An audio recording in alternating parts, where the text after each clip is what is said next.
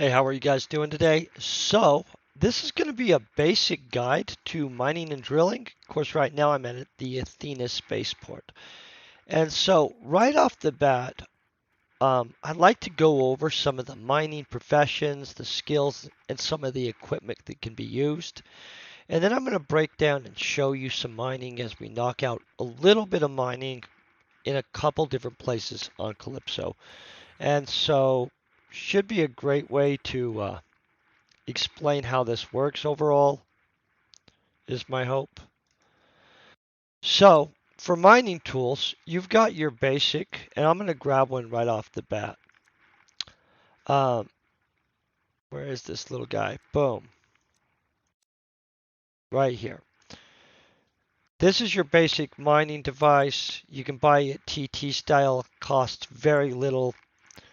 Honestly, has a very, very small depth, average depth zone. We're going to grab one so I can kind of show you how that works. Then I'm going to grab, let's say, not that many. That's probably a reasonable amount of mining probes. Okay, so let's go over the skills and stuff that go into mining right off the bat and the professions. So your different mining professions are archaeologists, treasure hunter, driller, miner, prospector, and surveyor. The archaeologist and the treasure hunter we're going to cover separately because you have to do that on planet Arcadia specifically. So let's go over what skills go into the driller real quick. So you've got your driller. 1% of the skill effect is intelligence. Serendipity is 3%. Drilling is 55% of it. Drilling expertise is 8%. That's of course a unlocked one. Mining extraction is 14%. That's unlocked at level 15 as a miner. Computer is 6%. And miner is 9%, which is unlocked at level 50. Engineering is 4%. And so you can see how partly your intelligence, serendipity, the computer use, and the engineering, if you're certain professions, is going to transfer over. Um, but really, a lot of what we're going to be working with skill wise when it comes to mining and drilling and stuff are going to be coming directly from what you do. When it comes to the miner profession, it's 1% intelligence, serendipity of 3%, drilling expertise of 7%, extraction of 15%, miner of 10% again, mining at 56%, computer use at 5%, and engineering at 3%. And so they're very similar basically. Now, your prospecting and your surveying, they're also going to be very similar. But here's where you're going to get into skills that you would have got if you did a bunch of tree hunting and or tree harvesting. And I know I'm commonly preaching that hey, you should probably tree harvest.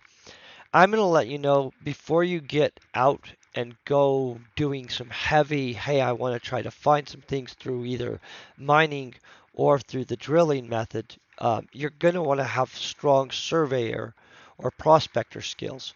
And so for your prospector skills, your 3% intelligence, 5% perception, 2% serendipity. Geology is 21%. Ground assessment is 8%. Minor is 5%. Mineral sense is 6%. And of course, prospecting is 50% of the overall skill. And so you really do have to actually do this. But as you guys know, some of that you can get from tree harvesting and build it up, especially your perception and stuff like that. So when it comes to surveying, you've got your intelligence, perception. It mimics it exactly, in all honesty, except minor is and surveying is your 50%. And mineral sense at 6%. I think they actually are the same. Double check just in case. Yeah. Okay. And so the different professions, they're not massively different. This works in a basic manner, in all honesty. You want to make sure that if you can, you want to get off of the basic tools quickly. And I'm going to show you that there's some excellent tools, and I'm not disrespecting the basic tools, but let's just be honest. If you're very new at the game, you're likely mining where other people are also mining because they're also new, right? And they likely are going just as deep as you. So let's look at like a TerraMaster 3. That's an excellent tool where you're going to notice that it's going down 631. So really, in all honesty, most of the new people, let's see what it says we would have to be level wise. You'd only have to be 6th level guys to be using that TerraMaster 3. And so really, right off the bat, you can almost be using one of these, right? And so, but let's look at some of the scanners. Mining, scanner, boom. Sorry guys. Looking at finders real quick. And I'm going to show you where I think a lot of people go wrong. So let's take this 101. Everybody uses these 101s and stuff because you don't have to have any actual skill hardly to use them. They go in this 260 something range in average depth, so that's not horrible. You'll see that people move up from the Finder F101s. Some of them are using F like 105s and think is what it is. And those are not bad. But in all honesty, guys, most of these other tools that are specifically designed are going to kick the crap out of all of these. And so I get that these are repairable. That's 522. So do you know how many people have these repairable ones? I mean, look how many are in the market. And they're nice, but they sell all day too. So I mean, I guess if you're looking for a machine that you can get in and out of, that's not bad. So I'll show you some great options real quick before we get moving. Because there are some options. I don't make the Terra ones because I don't personally have that blueprint.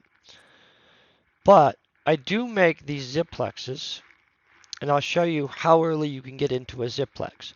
A Ziplex Z5 can be used right off the bat pretty much. I mean, like, yeah, you got to go and take your training tool and go with the trade terminal tool and maybe mine for a second. But as you can tell, you're automatically going to 303. So that's not bad right there. So let's jump up to the Z10, right? Boom. Z10, you have to be a whole level 2. Okay, so like I guarantee you're going to be way higher than level 2 if you wear through a single Z5. So this one's already hitting the 400 zone right there, right? That's nice. Has a range of 55 meters, so you have a good little spread. Not an amazing one. And as you can tell, they go up. Currently, I'm not using the max of what I could use, but I'm burning through a machine that has honestly taken me a long time. And so, although these machines are temp machines and they're limited, you're going to see today when we're burning through some stuff that they're limited, but they actually last a long time. So now the other thing I want to talk to you guys about is amps. I don't know if you guys are into the amps, not into the amps, but I'm going to tell you, mining amps and stuff like that, they absolutely do matter. They're a huge, huge thing. Trying to remember where they are. Normally I just make myself one. Today I was trying to buy one, but oh, there they are. Sorry guys. Takes me a second to find things when I'm trying to. Boom. Okay, so let's look at what they consider basic and stuff because honestly, I usually go with a specific amp and I don't know what amp they consider. Thank you, by the way, very much. And we might make our own amp. See, I like Achilles amps. Okay, so this one we might use. This Achilles amp is not a normal amp. You guys will have to know this is an important thing. Achilles and certain amps have a secondary bonus to them, but I don't like this because its boost is not actually that great. So we're not going to go with that one, even though it would give us a run speed boost. These D amps, I want to show you this, guys, because this is going to be very important for you two to know. This efficiency boost right here, what you're seeing, that 20. So I don't know the direct conversion, but I like to call that the load yield amplification, right? I know that sounds weird. We're going to mine a little bit with the little basic tray terminal one. Then I'm going to bust over to my real one, right? We're going to mine a little bit without the amp on it, and then we'll throw an amp on. Let me double check how much pet I left myself for budget for amplifiers before we do crazy, crazy stuff, right? So the higher amp we use, and here's the other thing you're going to want to know. Some of these amps burn crap tons of their trade terminal value. This is 150 trade terminal value, small markup. That's a pretty significant yield load modifier, right? So this is what we're going to go with is this 4. That's pretty expensive, I agree. It's not as expensive as some of this stuff though, guys. The reason I didn't go with this is because this is going to burn at least 8 ped every time I drop. And so that's 20 drops. It's not a bad thing. I think it's 8 ped. Don't quote me on that, guys. I'll show you the one I normally use, but I didn't feel like making us right now. In which they are for sale up in my booth, but it's on a different area, basically. Sorry, I have to find the attachments.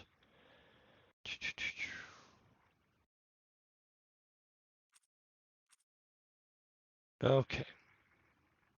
And then we're looking for Athenas. So normally I prefer a Athena amplifier, and I'll show you on this Athena one. So Athena amplifiers, the reason I prefer them is because they have a small yield load. That's not a huge build, but they actually don't cost a ton, and they burn out extraordinarily slowly. And so, in fact, let me see.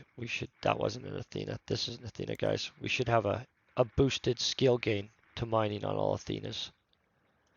I was wondering what was wrong there. Let's just look right here. I'll show you what I'm talking about. So Athena amplifiers are slightly better in my opinion. And I'm not going to make myself one right now, but as you can tell, giant load amplification with an 8% scale gain, right? That's massive. And so not all amplifiers are equal. Like this is the 2. We'd have to grab some super adhesive obviously to make it. That's yellow crystal refined, just so you guys know. And we'd get a 4% scale gain. And so that's normally why I prefer to make my own, and I usually use Athena amplifiers opposed to the others. It's literally for the skill gain, and that's just the truth. So here's one of the things I've noticed with why people have a rough time, especially right off the bat. If you're using, I probably already had a basic one on me. No, that's the basic, right?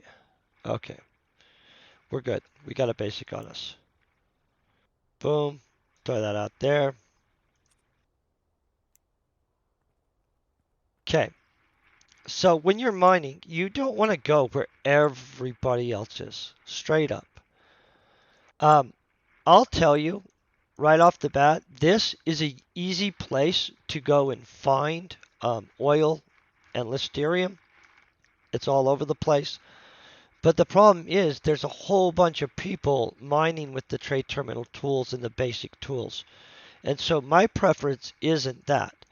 Now, some land areas, right, they have bonuses where they'll give you a prize if you get certain levels of globals or HOFs on their land areas. especially big industries. I'm currently not signed up for any of their stuff. So let's go over one of the most important things that you guys are going to want to know so that you don't waste a bunch of money. One, at one point you're going to find out about Dunkel, right? And then you're going to decide that you want to go mine for Dunkel. For right off the bat, Dunkel is extraordinarily deep. You will not hit it without a specialized tool. And I'm going to show you the locations it's at. Dunkel is located, and it's Googleable, so you guys aren't going to be like mad at me over this, at Amrith Outback 11, and it is factually locatable at Outback 6. Some people will tell you that it is easier with the basic tool to go and mine in the PvP area. Now, I'm not telling you to go into a lootable area. See how this is green? That is, I can't get looted. Somebody could kill me. That could happen. So, what we're going to do is we're going to drop, but you're always going to want to kind of work in a grid pattern, and you're going to want to watch your numbers, right? Because we have on this tool, every time we drop it, we have a 54-meter range, in which that's around us that it's supposedly scanning in, right? So the other thing you're also later on going to kind of want to know what materials are in what area so you know if it actually bears a markup. Because in all honesty, if you're not just skilling, you're going to want to actually go for stuff with a markup, which predominantly does take going for stuff that's deeper. So this is a crap yield right there. It's a minimum yield of 1, not a big deal. We're going to use our extraction tool, which is this level 3. I don't even think I've tiered that yet. Maybe I have. Oh, I have tiered that. We don't load anything into it. That's 15 pack. Honestly, we're using very little pad each time we drop. See how we're kind of watching this because we know we want that to roll over. Sometimes I'll roll it over a whole 100 because then you have got this hemisphere of the circle and then the other hemisphere of the circle before you drop again. And I mean, I know there's a small overlap with that being 54 meters, but that's not significant. Now, the nice thing about this is we don't have any animals trying to kill us, right? That's super nice. And you can tell we can't activate this because we're not on Planet Arcadia. Planet Arcadia, we'll do a whole thing just on that. So we didn't get anything, we move forward. And I'm trying to go south so we can watch that. We're only going back over to, what was it? I didn't even look, honestly, guys. We'll pay better attention. We'll go to 450, and then we'll go 50s.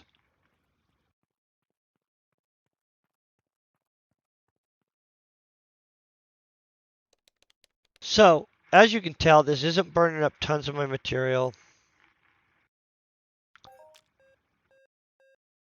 We are finding some stuff. We're just finding very small quantities. Now, my big temptation is, because we're finding such small crap quantities, right, is that we would drop with the bigger tool. But the thing is, these two tools don't have overlap at all, right? We're going to be dropping 550 on average depth right here. Let's try it. Let's see if we confirm a secondary hit. So let's see if we could survey with this little guy. I'm not saying that this is a consistent, we can know that this will work, but we could check it, right? Ah, see, and we got nothing. And so the overlap doesn't mean anything, right? So let's watch.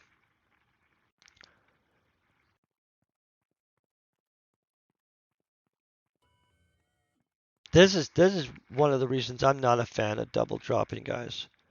And I've explained that in multiple videos. I think double dropping is absolutely a waste. I personally do not have a workout, and I only double drop on accident, but I've done a lot of accidents. And so my personal opinion on the double drop theory is do not do it. Like, ever. especially with the same tool, but I don't even think it's worth it on that kind of crap.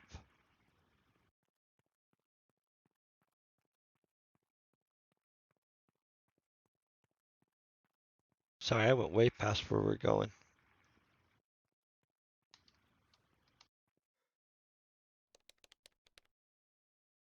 And I don't think these take a ton of time to burn out because they're kind of little machines.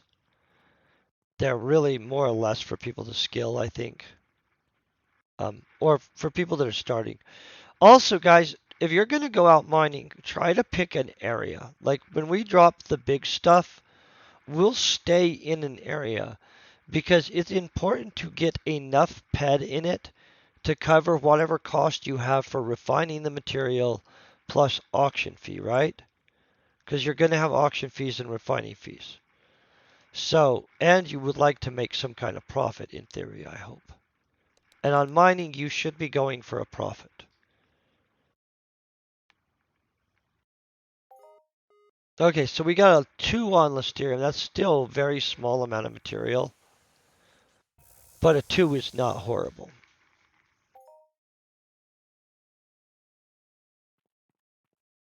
And so that definitely was more than the drop that we're dropping, and probably the value of the machine right there, which is pretty significant.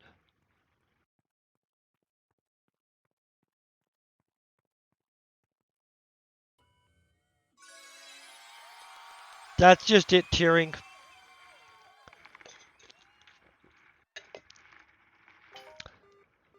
Okay, and so we got a double hit, which really is going to make it where this actually does turn into a worthwhile hit. There is a red dot here we're going to have to be aware of. Um, that's the other thing about consistently mining an area. You know if the mobs are aggressive, not aggressive. Um, there's places with some pretty big mobs, right? That people think would get them, but the mob isn't going to do anything. Like literally, you can mine right by it, and it not going to do anything. But there are places where that red dot would already be sprinting across the map to kill us. And so knowing the different mobs, super helpful.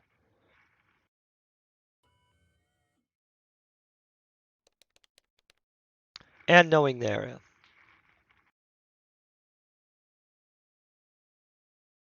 Okay, we're going to move forward.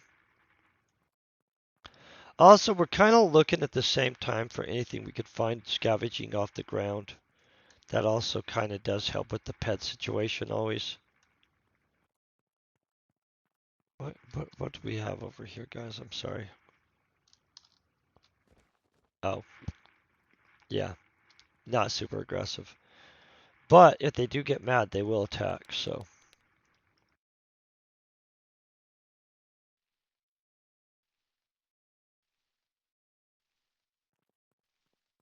That's getting pretty close too, honestly. I kind of try to. Okay, nope, didn't come after us, so we're good.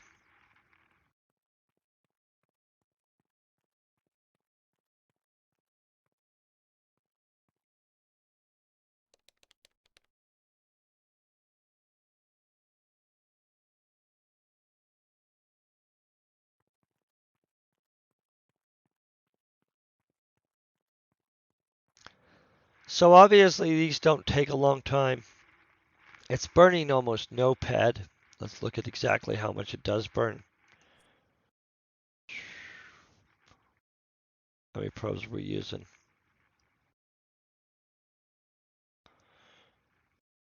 Oh, it's 3 probes. Guys, I don't even know. Let's find out. What is that? We have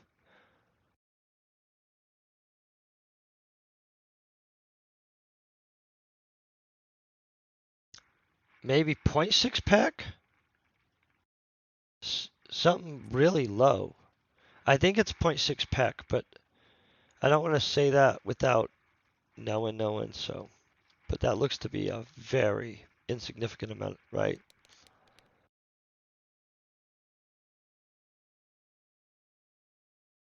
plus the cost of the machine, of course, per click.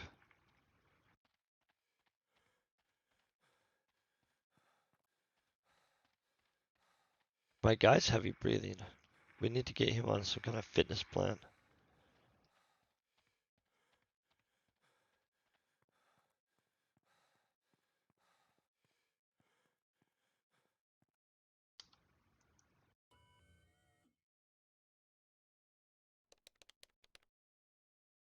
Oh, that's wrong one, guys. I apologize. That definitely going deeper.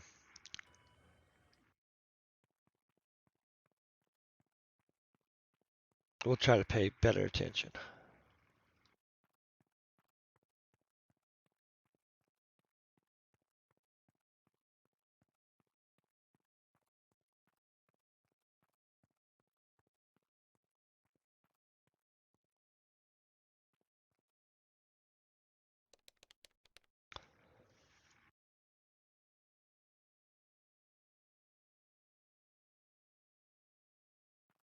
But you guys can see this is much calmer, much more, hey, this is just a chill little area. You don't actually have to worry about somebody killing you that often in a PvP area. In a lootable area, I'd be a lot more concerned. Um, but most of the PvP areas in this game, legit, are not. Um, they're not lootable. I mean, there are some. Pay dang close attention. If this, goes the wrong color, you better pay attention. But you're not probably going to mine in those areas. Plus, there's warnings all over the place for that stuff. Okay, so we're at Outback Land Area 3. We'll walk into this land area. So anytime you walk into a land area, check what the deal is with it. This is a mining tax of 3%. Often, which is kind of sad, they'll let you know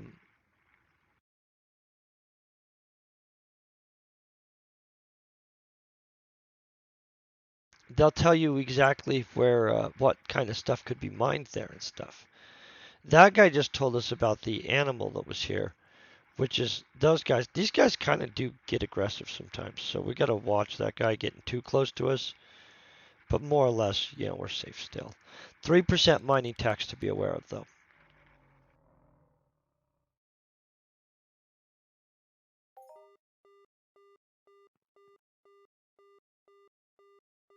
Okay, well, these are reasonable.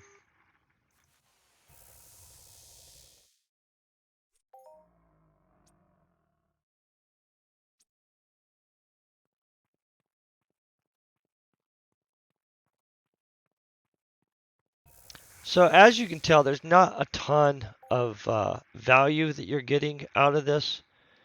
The reality is that you get skills. Everybody can use the little trade terminal one.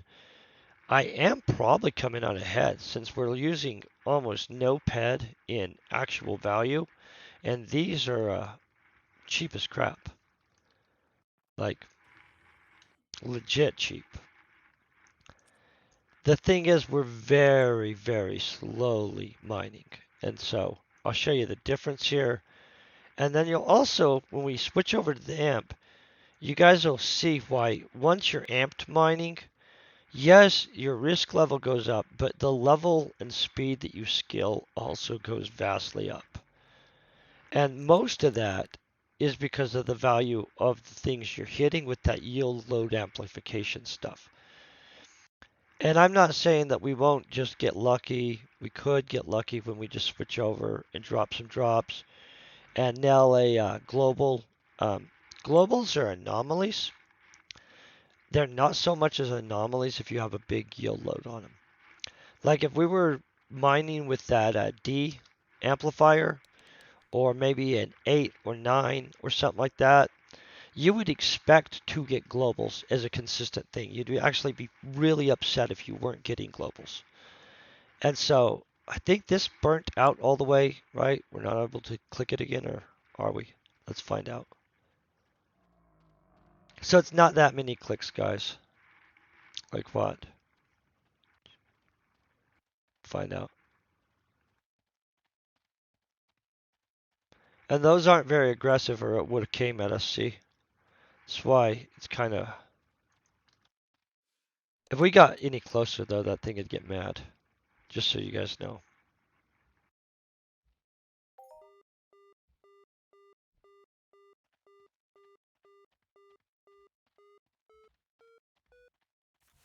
So Narcissium's valuable.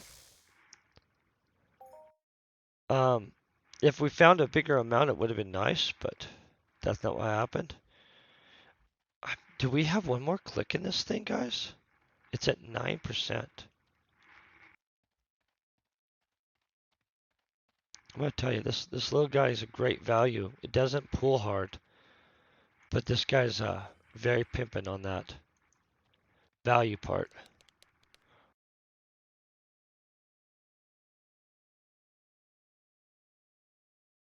We finally broke our little tool. Okay, so we'll move that to the trash can. We're done with that. We're gonna switch over to a real tool. Then at this point, we're going to shoot over to where we have a chance to actually get something. It's going to complicate it a little bit. I'm going to have to armor up for this next little piece, just so you guys know. I mean, like, there will be things that want to kill us where we're going. We're going to go where we could get Dunkel. We're barely overlapping the depth zone. So on some materials, guys, your depth zone is what's going to be the issue. Most of the tools people are using aren't actually going to get certain materials. And so you never know. We all could get lucky. We likely will not. Dunkel consistently is very deep. And so this is how we're going to get there. I'm going to go and we're going to, because we don't want to be taking a lot of time. But I hope you guys are kicking butt. By the way, this is going to be much more interesting. This is where we hit globals and other crap, right? Right off the bat, I'm going to teleport to here probably. No, let's just teleport most of the way there. I think we're going to go to Outback 11. It has Argonauts, which I'm currently working on this thingy for. And at the exact same time, by the way, this is an amazing field for zinc. This right here is a zinc field, guys. I'm serious. Probably should have mined it a couple times to show you guys. I don't like using drilling there, though. Okay, so I'm going to go right here.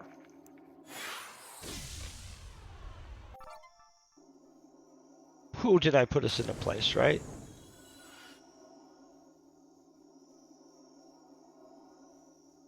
19th level olifile. We like to move the crap away from those.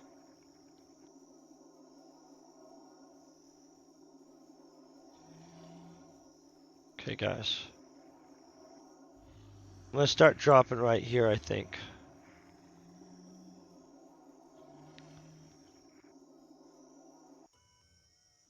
Now, this is going to be dropping 30 probes per each one. So, automatically, not the same thing. Let's get this up. Let's find out exactly, because it's exactly 10 times higher, right? Okay. 150, 30.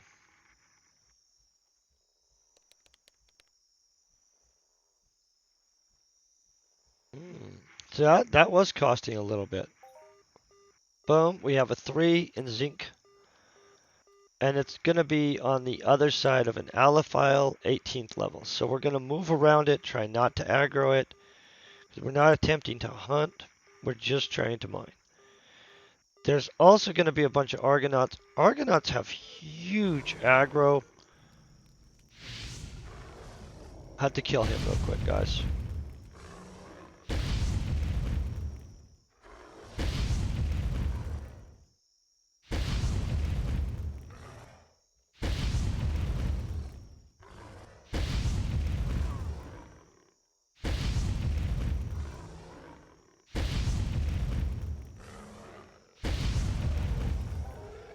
Okay, so since we know stuff's going to be happening the whole time, I'm going to actually throw this on.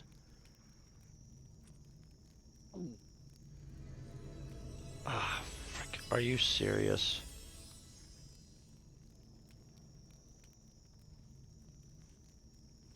I don't like aliphiles, and my armor is not the best for them.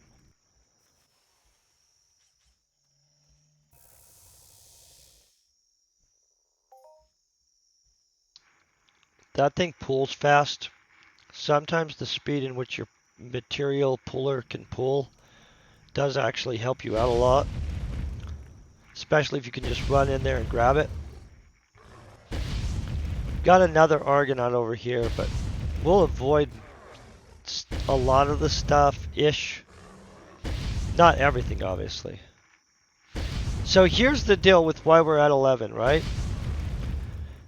This is the total list of items that can drop here. This is why some land areas actually give you a breakdown of what could drop. Now, 6 right over here also drops Dunkel.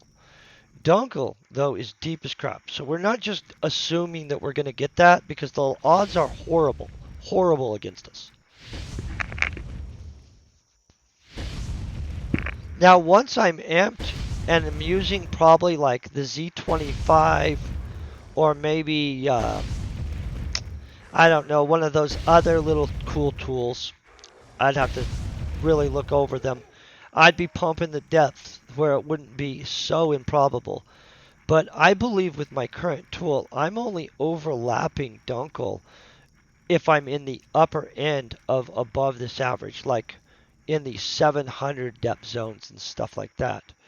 And so a lot of it is which material are you trying to get or which material is it likely to get. We're likely to get growth particles, that whatever it is, alloy of whatever 1E material, and a few other basic ones. A lot of those don't have great high markup. Now, on the other hand, if we by chance got Dunkel, all of a sudden, see growth molecules right there. What I'm talking about. And you see how these load yields are still not great, but they're better. The lowest we should get on this tool is like a 2. We should be getting 3s and 4s on this tool, to be honest. I'm going to kill this guy real quick. By the way, the armor I'm using, which is sufficient for most Argonauts and a lot of other stuff, is just adjusted pixie armor with serpent scale. And that gives you this overall good impact, really good cut. Um, Honestly, this acid damage I don't think we're using, but maybe we are and I don't know sometimes. Okay, same thing. We're going to have to push forward.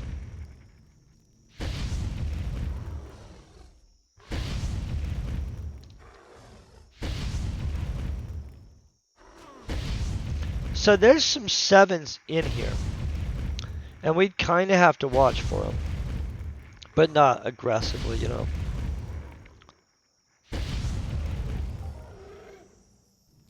Okay, so same thing. We're kind of trying to watch a number. I'm going to stop at this because it's even. And we'll just do it by hundreds from here on out.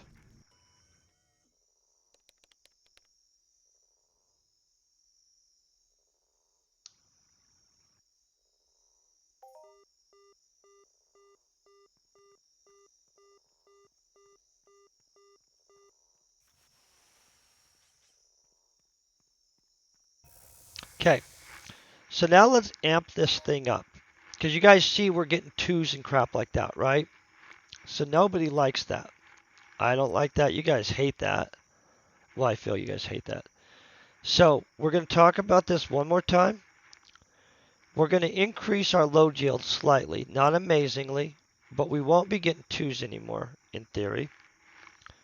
Drop this baby onto there. Make sure we don't actually have this tiered. If we would have had it tiered, I would have dropped another depth enhancer onto it to increase our depth. That's the other great thing about the limited ones. They tier on their own. If you really have a good one, you're going to keep it around long enough that you're going to have it up to like tier 5, tier 6. 6 depth enhancers is really absolutely impressive. It goes down in there. These guys are going to be running at me in 1 second, I think.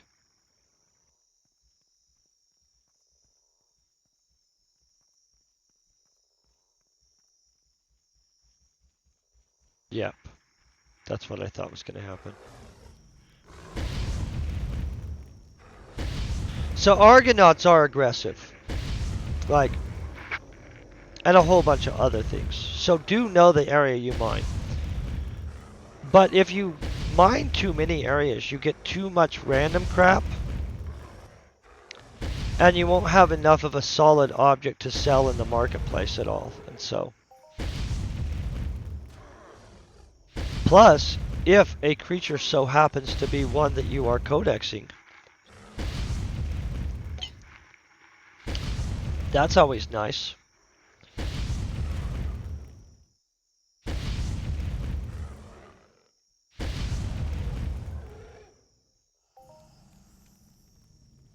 Sorry, another one's coming. You also get ironstone from these guys, by the way. Kind of nice. Like a bonus for when you're mining, right?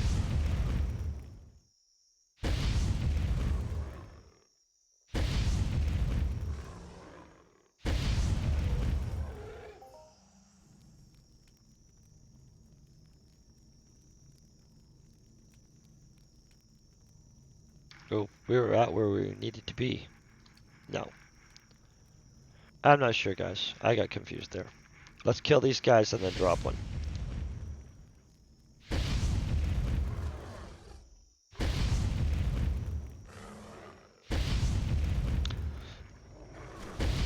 So I'm going to be honest with you guys. I've came to this place and 6 multiple times before I was able to even get anywhere near dropping to Dunkel's level, attempting to get it. I didn't realize that the different materials actually have different stratas of depth.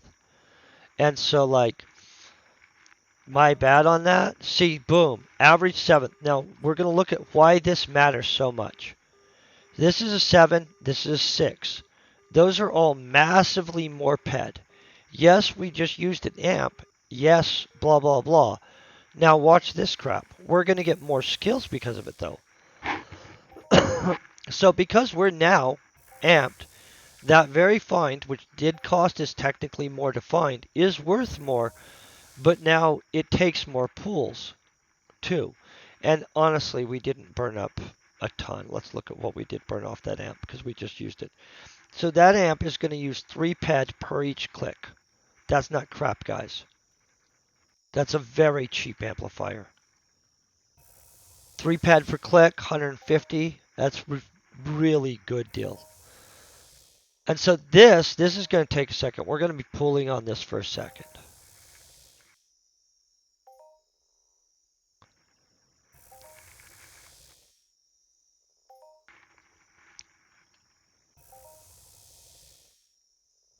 And this is why I appreciate amplified mining. I personally, though, like amplified mining with the skill boost gain. And so I'll try to, in the future, make sure that we craft our own mining stuff ahead of time. Sorry, I thought I spotted a fruit and I was excited for a second. I still like fruit finding, you know. This guy's coming at us too.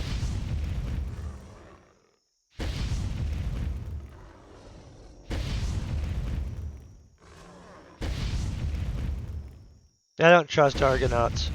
They all come at you anyway eventually, right? Let's just get him to come.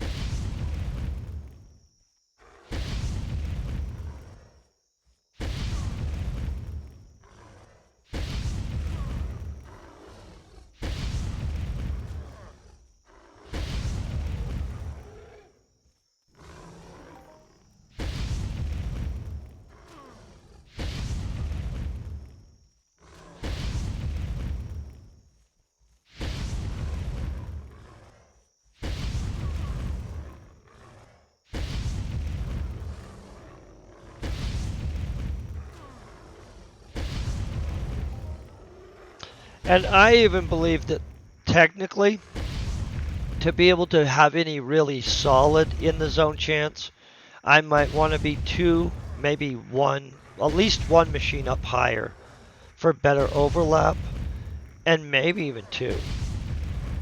Like most of the other materials on that list, definitely we could hit. Um, they just put Dunkel super deep in this game. Let's drop this baby.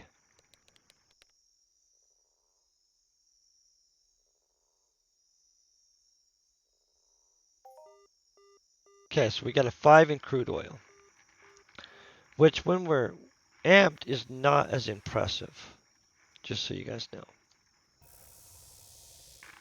We're dropping, what, 3, 6 ped? Or some crap? I mean,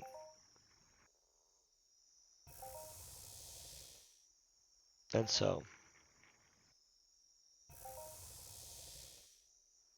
Right now, though, we're getting lucky enough to have returns on all these.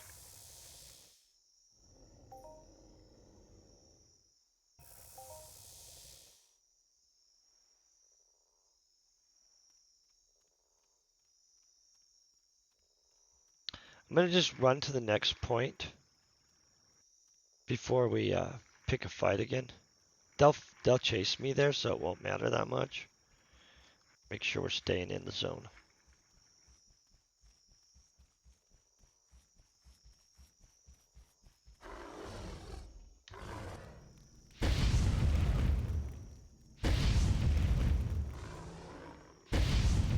I'm going to be honest, I'm really impressed with how, like, for an amp, that little 4 is actually going to be a really impressive little guy. Has a reasonable boost to the yield load, and in all honesty, isn't burning up what some of the amps burn up. Some of the amps seriously will burn up some stuff on you guys. Let's drop this.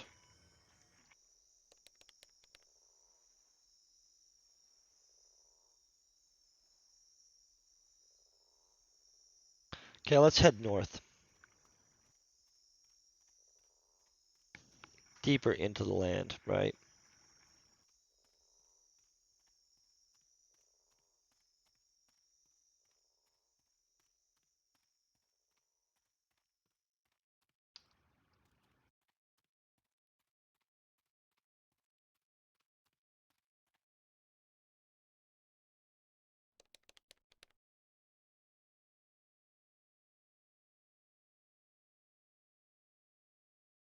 Mm-mm.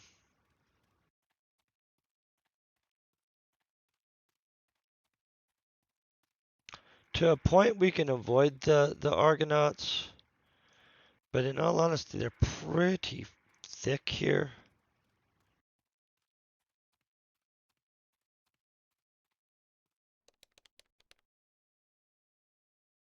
Oh yeah, we're gonna have to kill some things.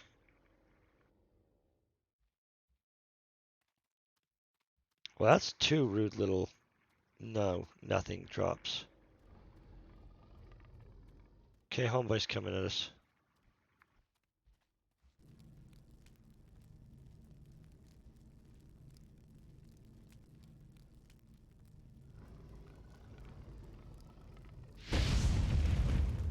For a second, I wasn't sure where he was. He never got to us.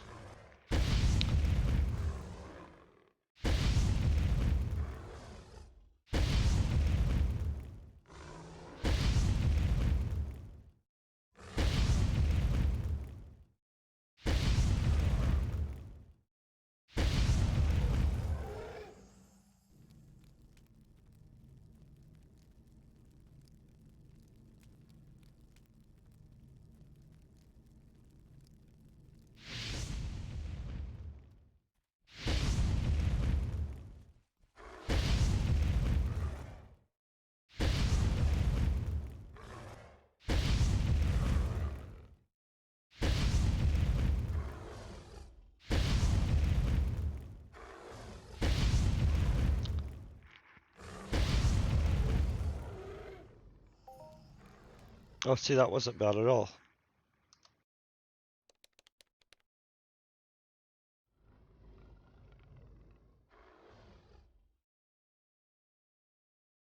But they are being brutal on the mining right now. I'm going to just tell you, we usually do not have that many in a row that tell us mean stuff like that. Just saying. It does happen though sometimes.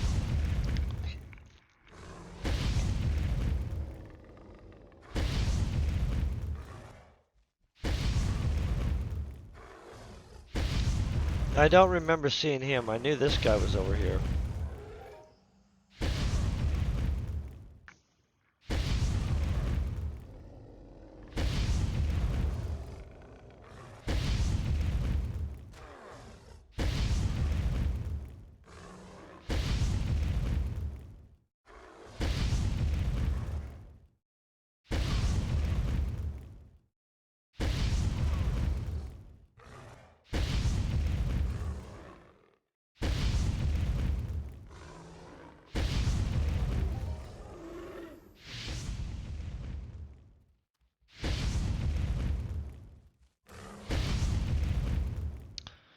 We're just kind of killing our way to the next point real quick. I've normally done well on this little strip right through here. Um, Obviously no Dunkel, but you know. By the way, if we hit Dunkel with that amp on, we're styling for the next months. Just saying. It would not be a little thing. It would be a significant find. Like a buying deeds and stuff find.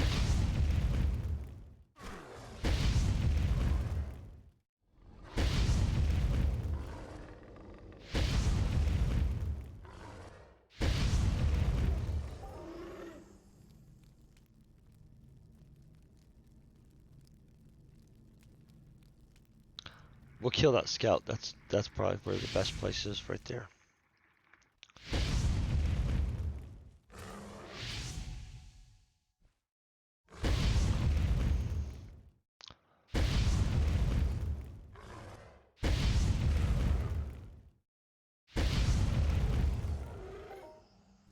Okay, let's drop one.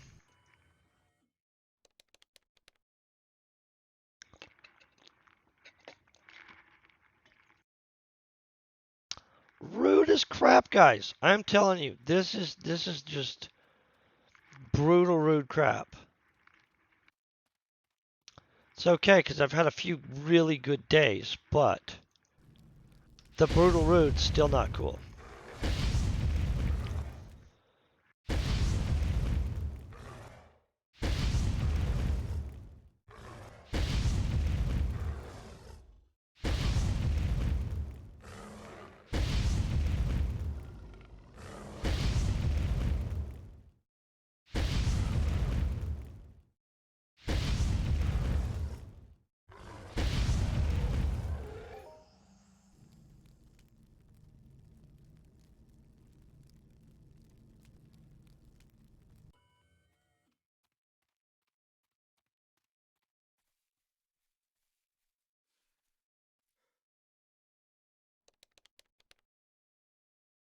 I'm going to cut straight up.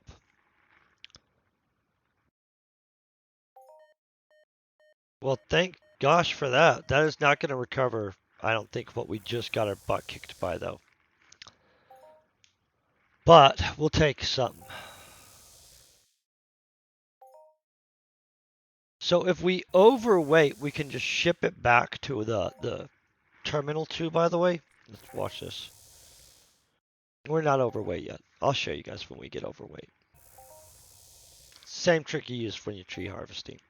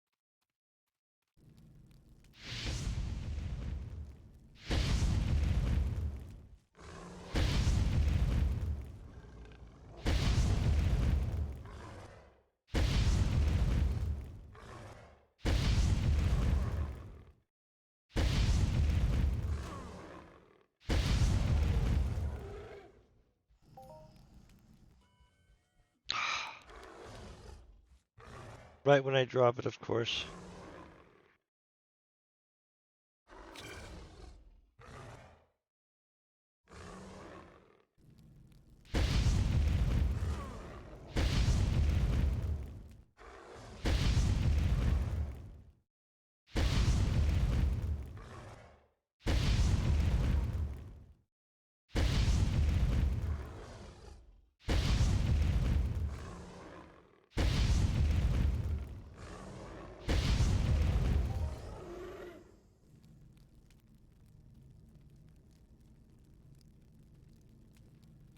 Trying to get this back online with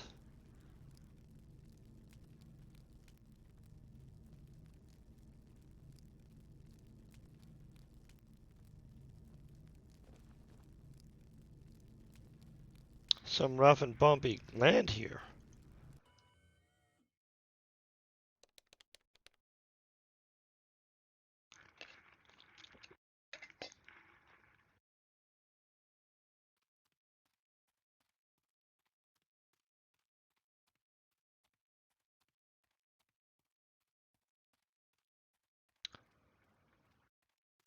Guys, cross your fingers a little bit.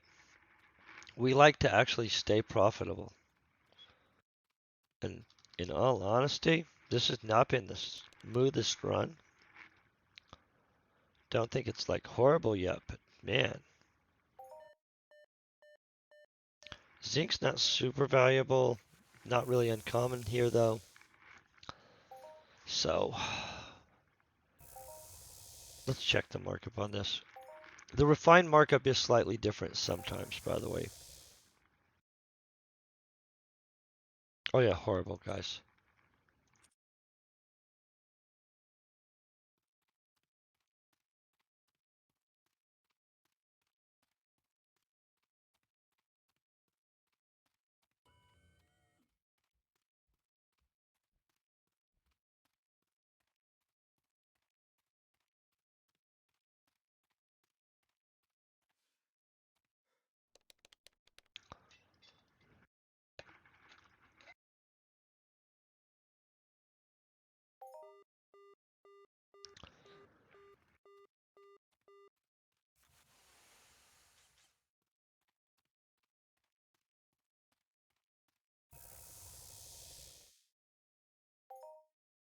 Oh, that was really quick, huh?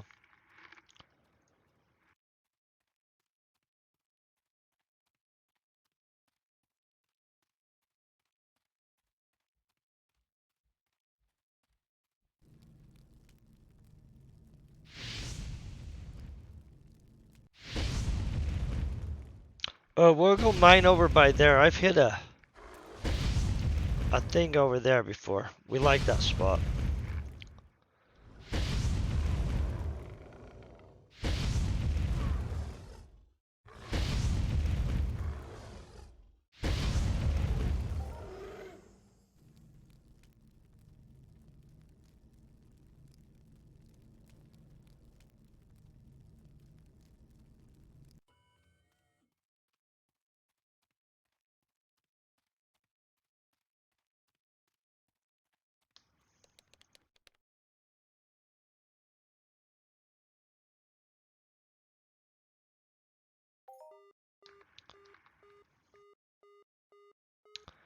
So what? That's actually a good material, at least. What we would like to see, though, is more consistent double um, claims and more consistent of the more valuable materials.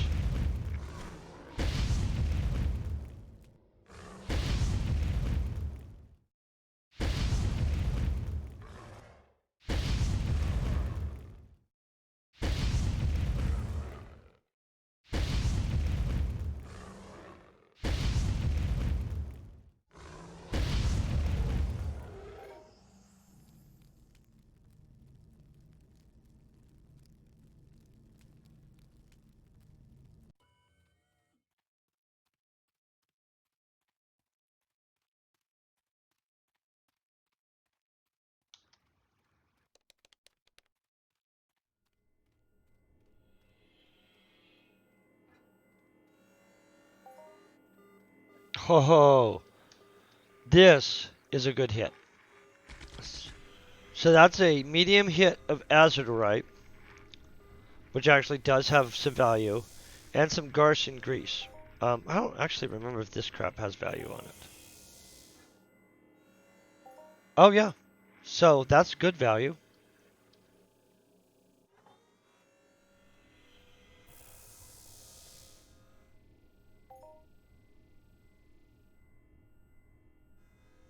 Mm. As a stone, it's crap value.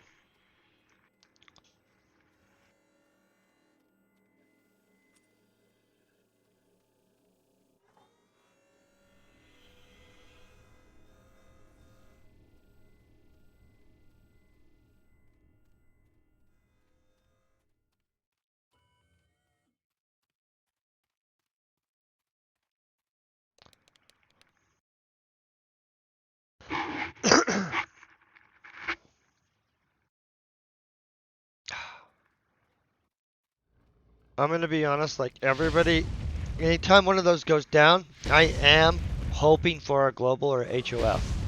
I won't even pretend. I know that it's not likely, that it doesn't happen all the time. But, um, yeah, that's what I'm hoping for every time. Hoping.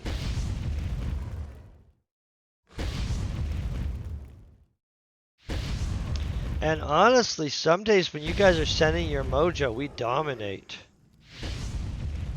I'm just saying. I'm a big fan of positive mojo. Stuff works.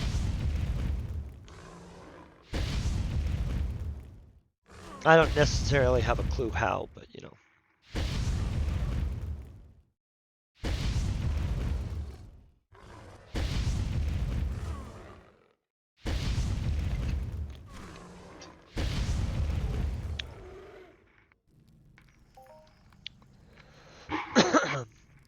I'm gonna be honest. Sometimes I worry about, I don't know, drinking coffee, going down the wrong pipe, and all of a sudden we're coughing coffee up everywhere. Wouldn't be good. Random thought right there.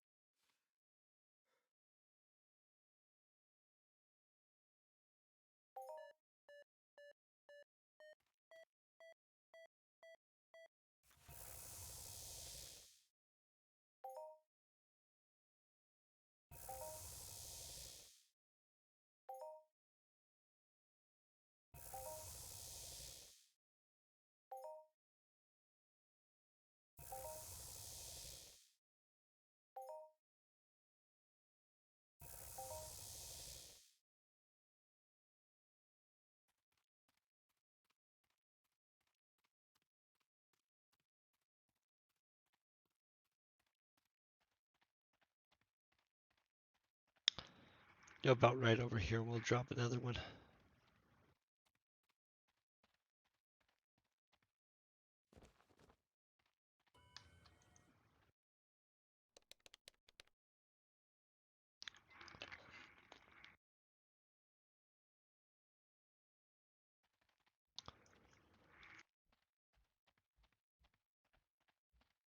I swear I just detected one of them over here.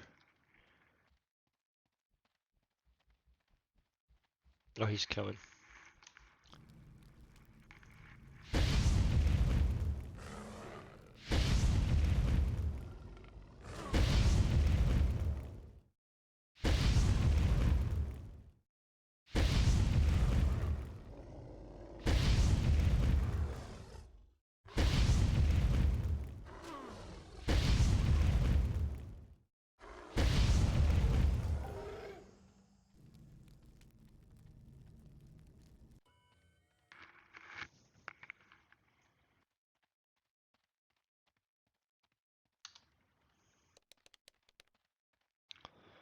Okay, we're just gonna keep running. See if we can catch some. This is a common tactic.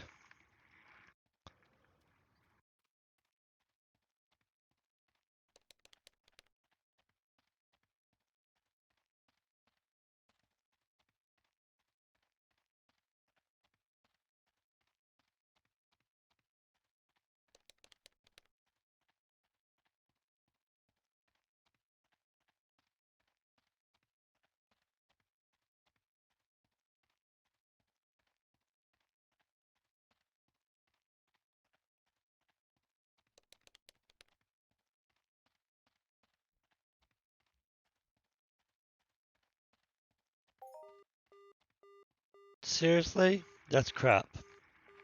That's a very low yield for that kind of stuff.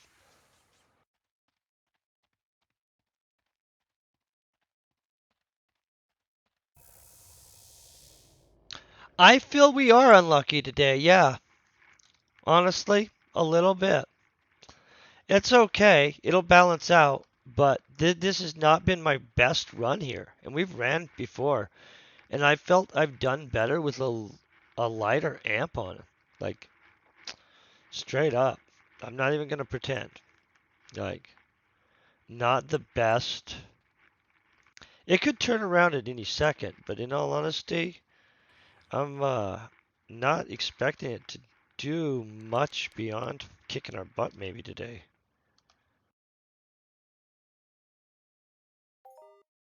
Okay, at least it gave us two.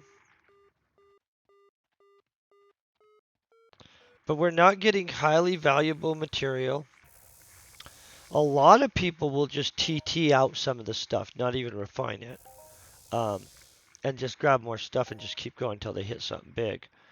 I'm not sure what I think of that strategy. If you're just power grinding, I guess it makes sense. I try to at least build up enough material that I could sell it in the auction house on stuff. Does not always happen, but and growth molecules, you can contact a landowner. They often need them. Oh, that thing scared the crap out of me. I don't know why I was not paying attention. Wasn't ready for it to come over here and try to get us.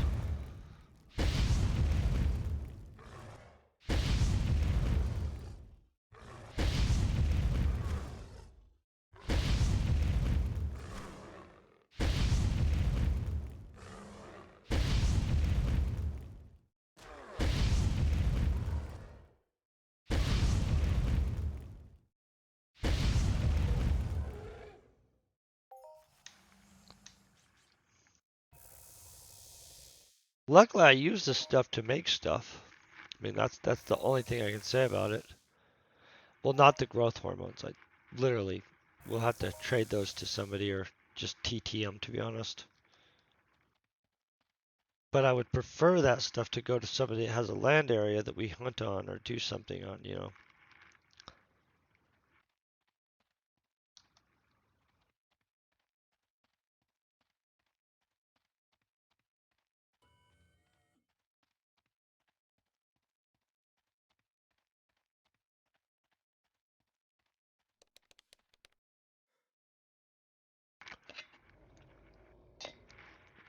Oh, growth. Yeah, they're horrible markup. Literally, that's why usually when I get them, I'll contact Che or somebody like that, um, and see if they just want to TT them to their, because they'll get them for their land. I don't own a land, or I would be like not as upset because I would just use them in my own land piece. Um,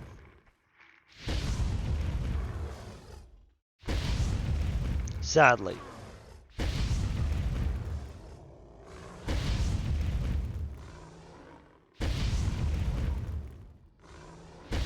And growth molecules are pretty common out here.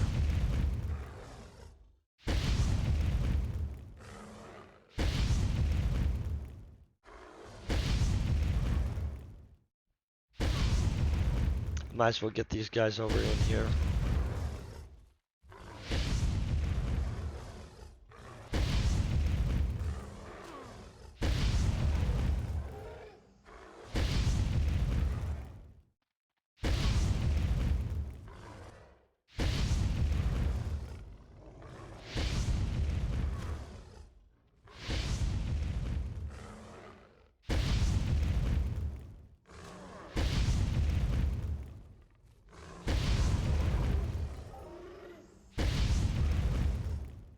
We'll kill these guys. That'll free us up to be able to move.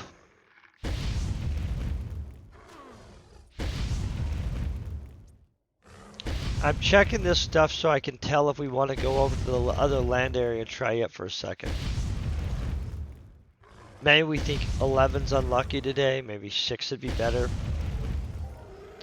I'm not one of those numerology people, so, you know, I don't know what numbers are better on what dates. Just gonna be honest. I don't follow that stuff.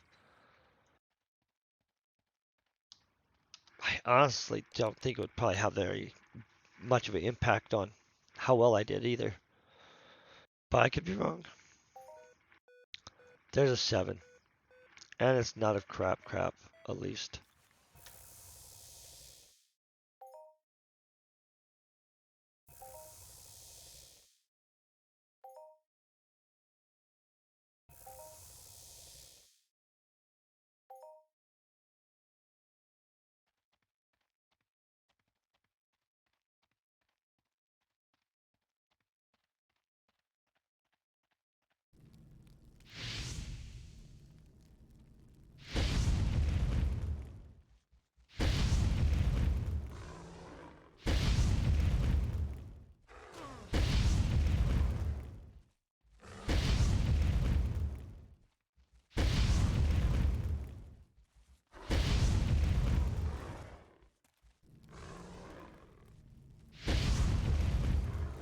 This guy blocked me there for 1 second.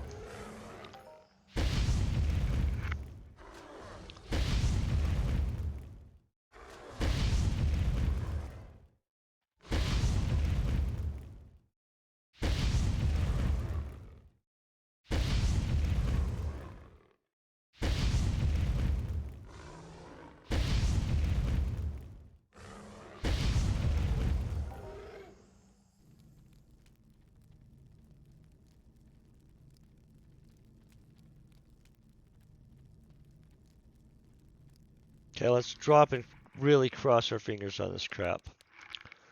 A turnaround would be nice. Not guaranteed, though. Okay, that's a 6, and it's crude oil, which is not a turnaround, guys. And that guy's going to run at us, I'm sure, in seconds.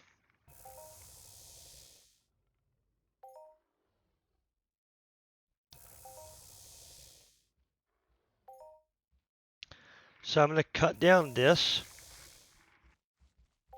There he is.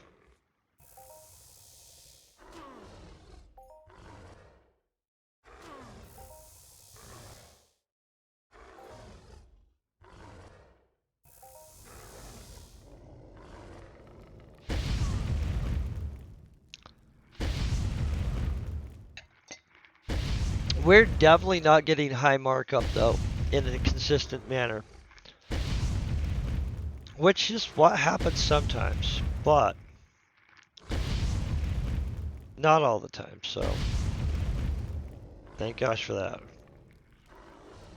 We'll mind essence ourselves for sure. I have a portable tray terminal on me we could have used. I just didn't want to use it at this point. And so, just click over our stuff real quick. Sadly, it'll be running off of this for this though, so. Change that angle.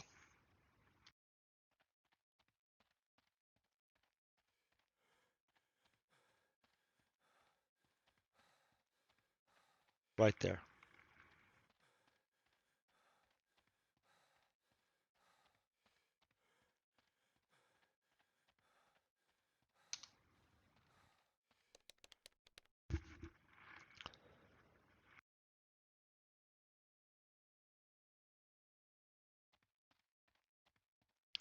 Sad thing, I think we're about to have to kill our way through a bunch of stuff.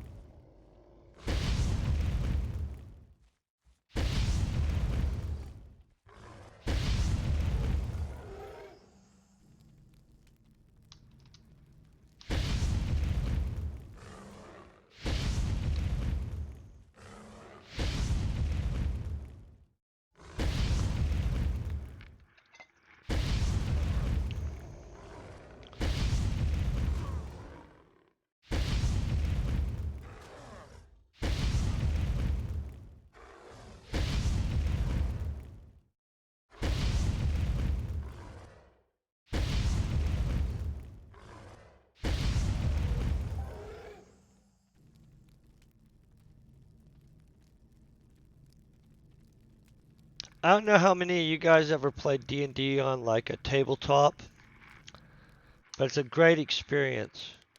But once in a while, you'll be like, hey, I would really like to see the DM's roll. Once in a great while in this game, I would really like to see the roll. You know what I'm saying? Especially when like it's a low level mob and they like block multiple psychic blasts. Always confuses me. That one wasn't extreme, but sometimes there's an extreme version of what just happened. I'm like,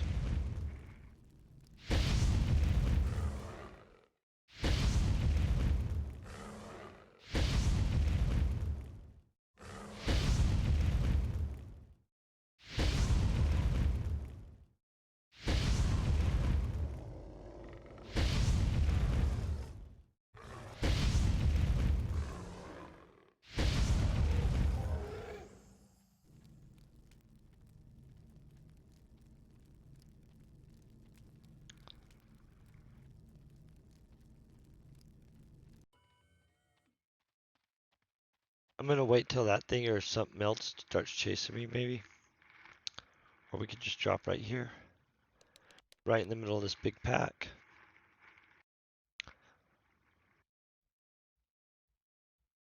Of course not.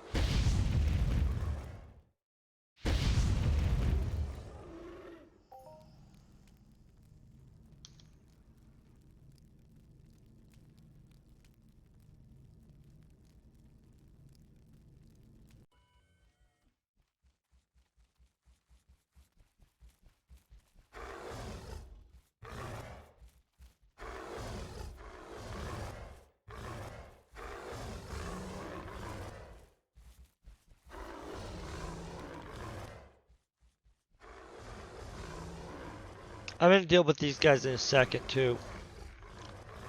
I was really hoping that we'd find something right there. This has been a rough mining expedition, you guys. But don't you guys find it impressive how slow this is burning down? We've only burned off under 14 ped from it. That's nothing. Is that true? No, I apologize. I lied totally there. I'm looking at my own mining tool, not the amp. So we're almost 100 ped off of it. I feel we're getting our butt kicked, guys. Let's look over this.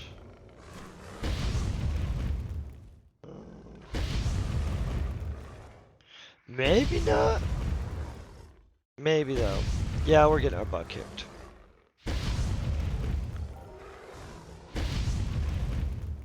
Let's see. We've got 20. Well, 27. 35.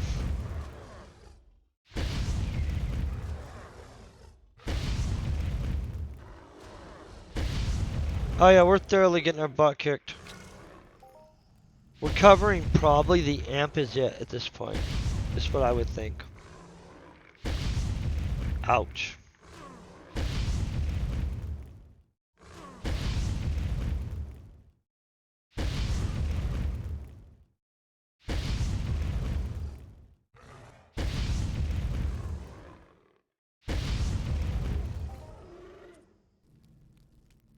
Hold on.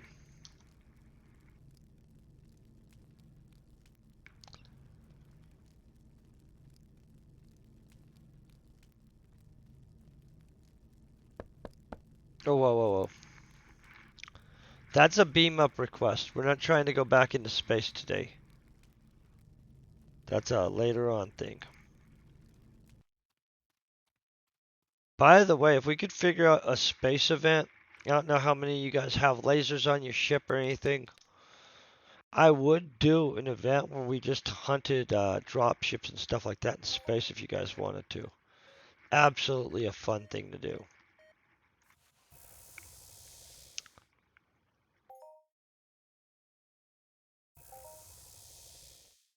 That guy's acting shady.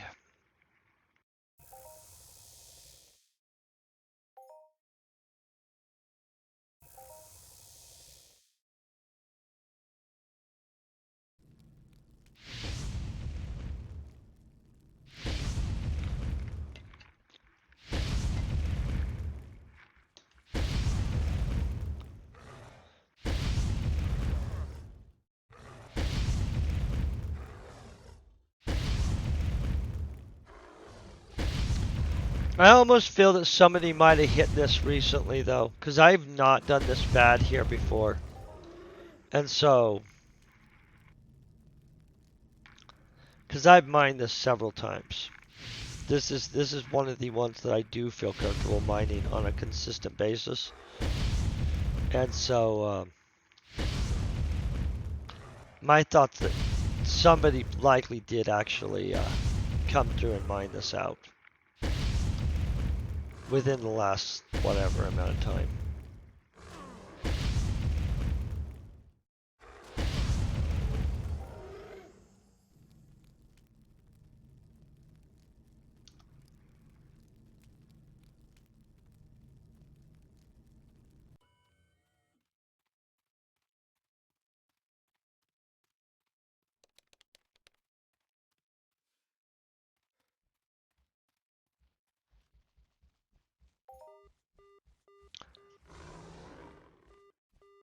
Was starting to wonder if something was going to happen there.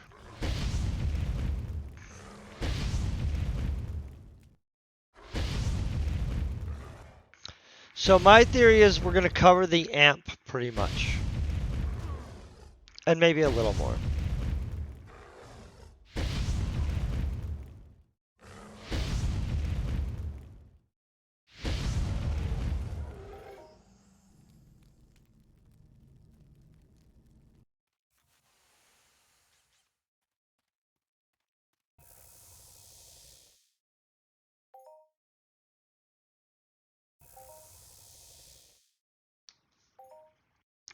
I'm going to jump over to that other area. I don't want to be overlapping what we've already mined here.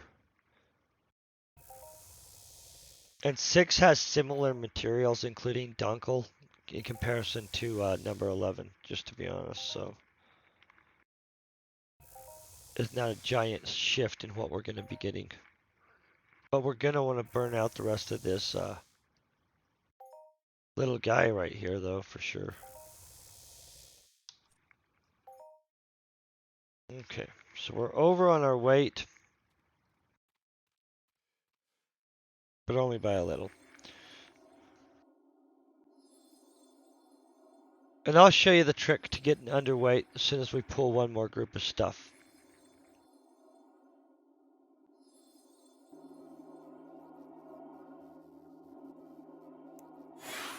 Probably take me 2 jumps.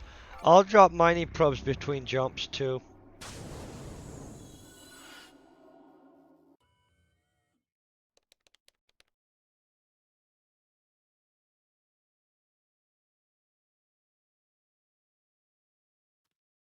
You know what, let's just walk across this. Is it a PvP zone? Probably not the best mining. Let's just jump.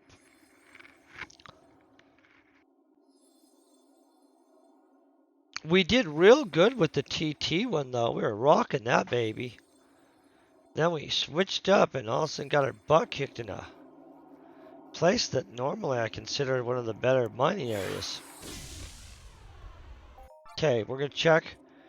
As you can tell, they should have a breakdown. See, growth oil, oil, Garson, blah, blah, blah. Same stuff. See what I'm saying? And so 6 and 11 are very similar. The difference is going to be the monster. All of a sudden, we're dealing with these 7th level Laguna Youngs and stuff like that, which honestly, they're less aggressive. Like, we'd be being attacked by the other creatures by now. And they're not actually much more dangerous.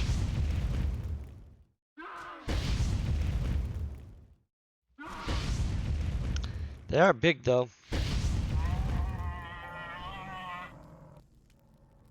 Okay, gonna drop.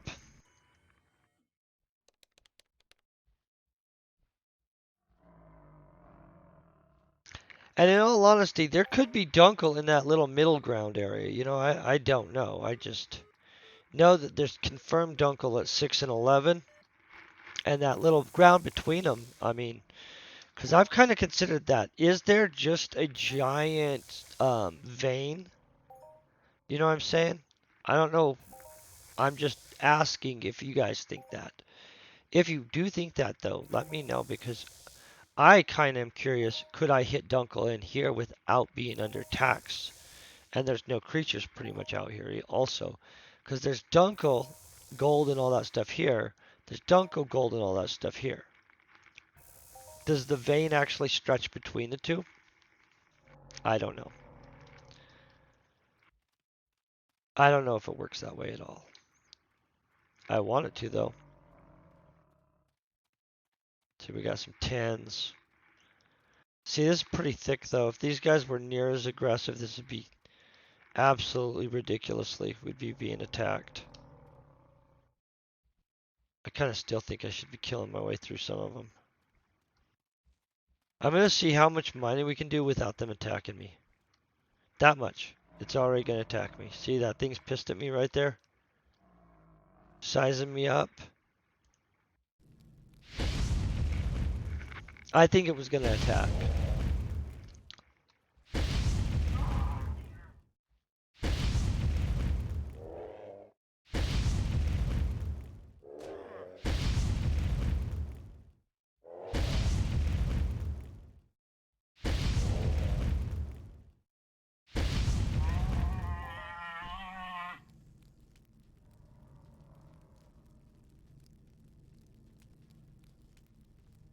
Do you guys think these are pretty thick right here, right?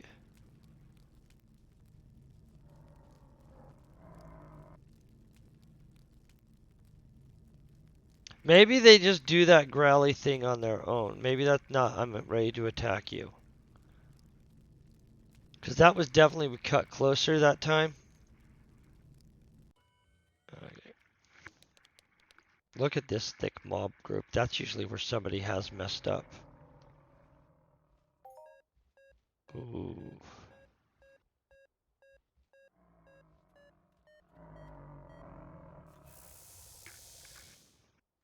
Okay, so he's not even trying to get us right here. Look at this crap. So these are super docile then. So we don't mess with them. I don't think they mess with us, right? Maybe.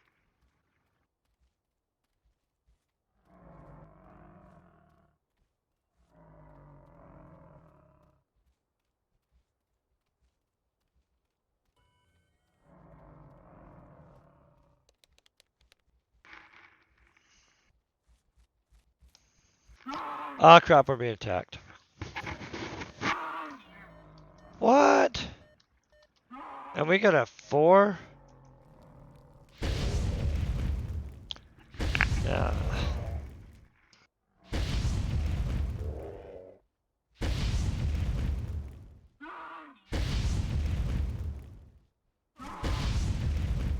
So however close Homeboy was here, that's how their zone of all get aggroed.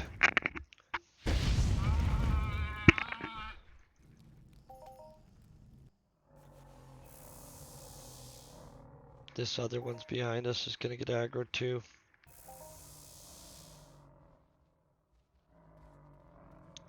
Okay, I'm gonna get this stuff. And we're gonna drop our wait real quick. You open your vehicle inventory. You find some stuff that's kind of equal to the amount of Ks that they're talking about. 26.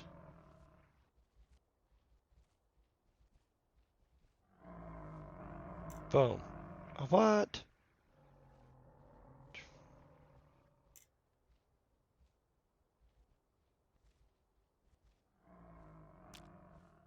Boom, boom. Then go like that. Planet storage recall. We're underweight. That easy.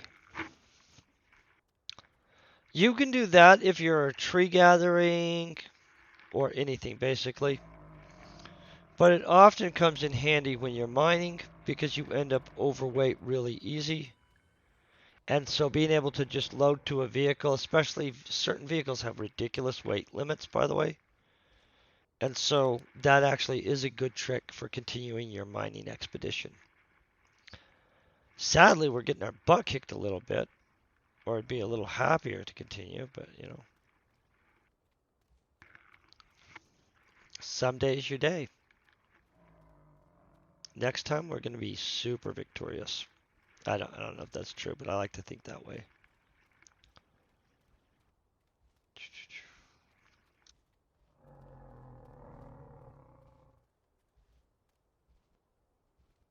Oh, this is getting a little thick again, right?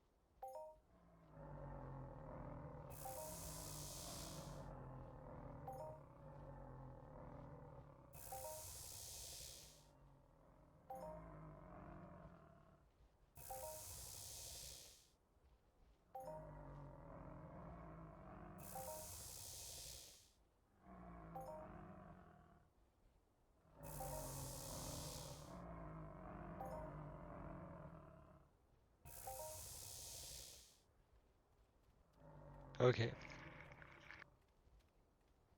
I don't want to go any further south, so we're going to kill our way. Oh, he's coming at us anyway. We're going to kill our way that way a little bit.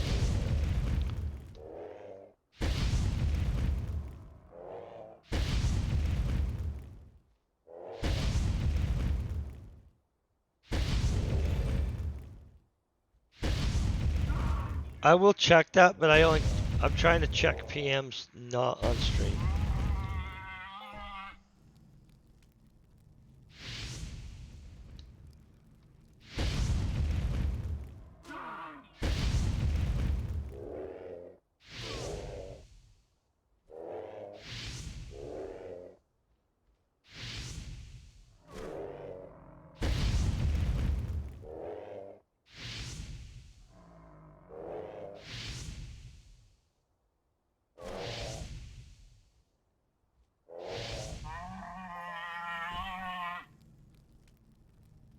Okay, I think we can get through this gap.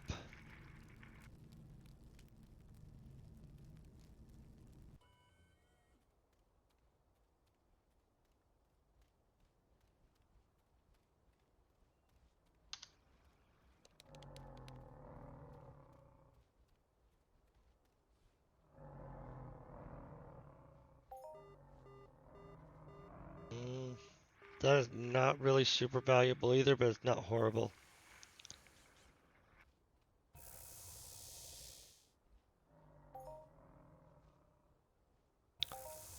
$128.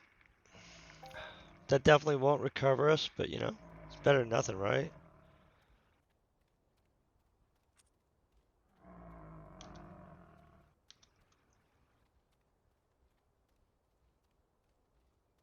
These guys are super thick. Oh, that kind of freaked me out. I don't know why. I was not ready for him to come after us. Like the panic was real.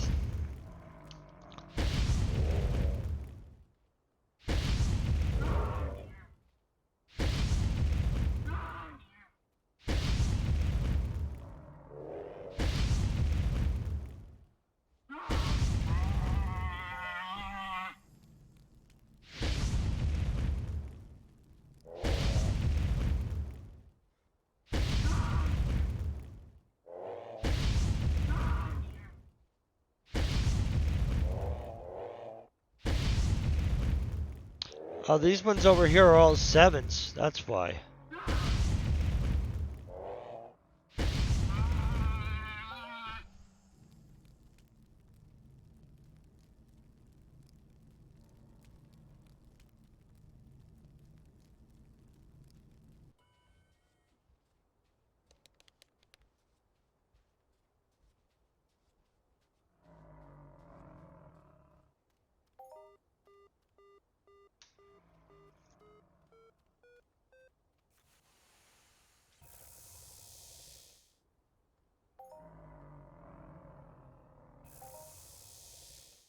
And we'll add this all up at the end. Because I think we grabbed, what, 150 ped in stuff. Then we grabbed a 160 ped with markup type value item for our amp. It's not horribly expensive, but I'd say 310 ped right off the bat, right? And so we'll look. This guy keeps wanting to mess us up.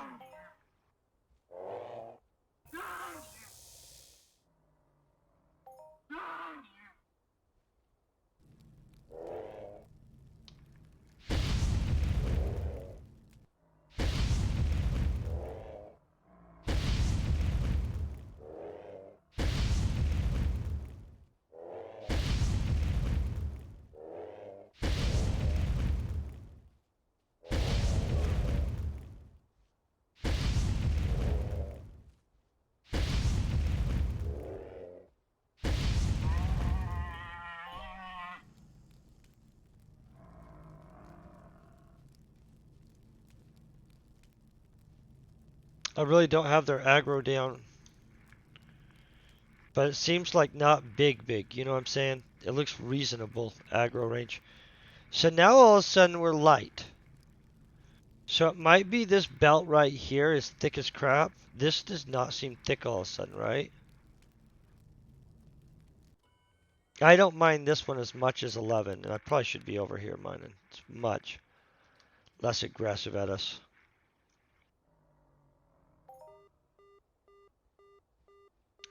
Oh, see, this is going to help us on a recover a little bit.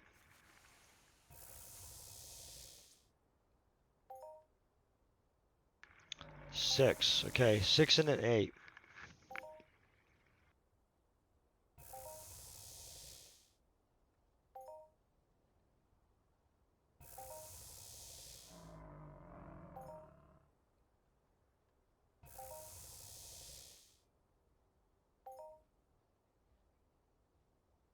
Okay.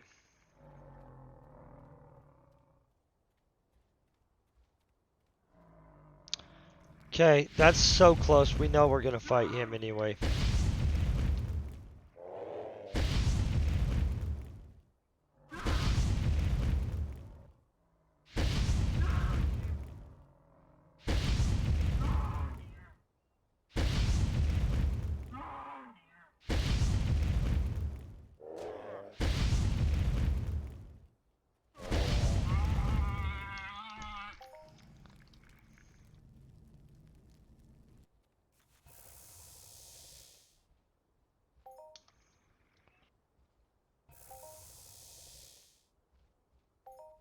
But you guys do see what I'm talking about. The skill gain when you're amped mining, yeah, the cost is higher, but because you're so often just sitting there hitting it up, um, it absolutely is kind of a good advantage. I personally still am going to say I prefer the Athena amps at this point. The increased skill gain and stuff like that is really nice. It's a little bit less of a hard amp, but depending on which one you're using. I predominantly use the Athena 2, so. But this one was pretty good. I'm a lot more impressed than I thought I was going to be. I don't usually use the generic amps. And so.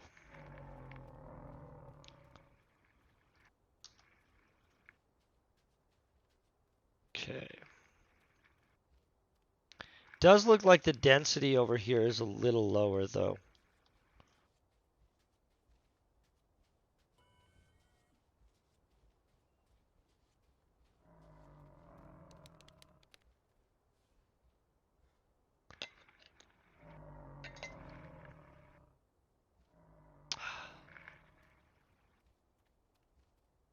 We have 24 more clickies. I mean, not 24 more clicks. 8 more clicks.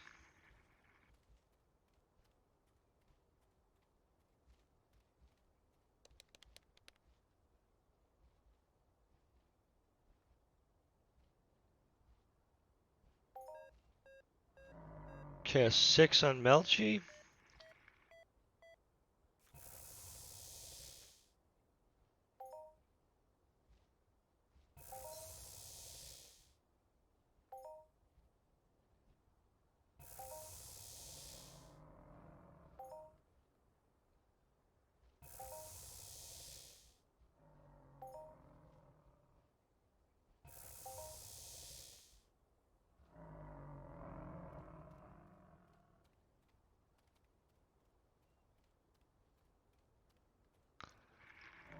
I think we're going for that kind of area.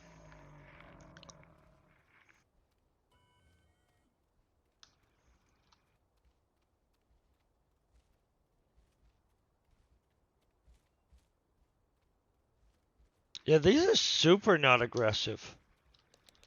I was expecting we got rushed there, honestly. Oh, we are getting rushed. Dang, he took a second to decide. Do you see that? Okay, so we found a claim anyway.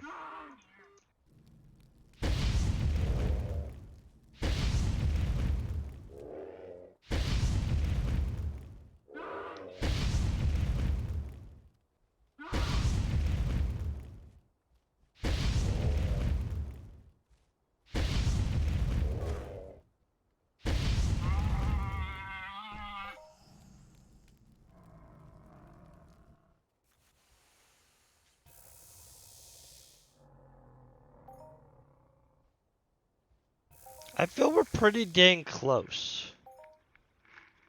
So, I'm not really sure where their aggro range is, but that guy seems like maybe 15 meters away.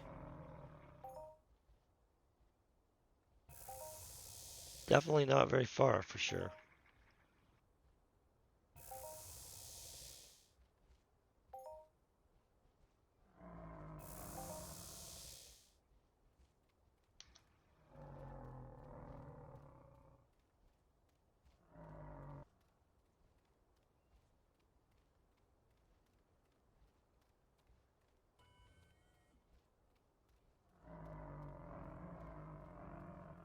Trying to figure out which way is the best way to sneak through. Well, not that way. Okay, I'm gonna just drop it.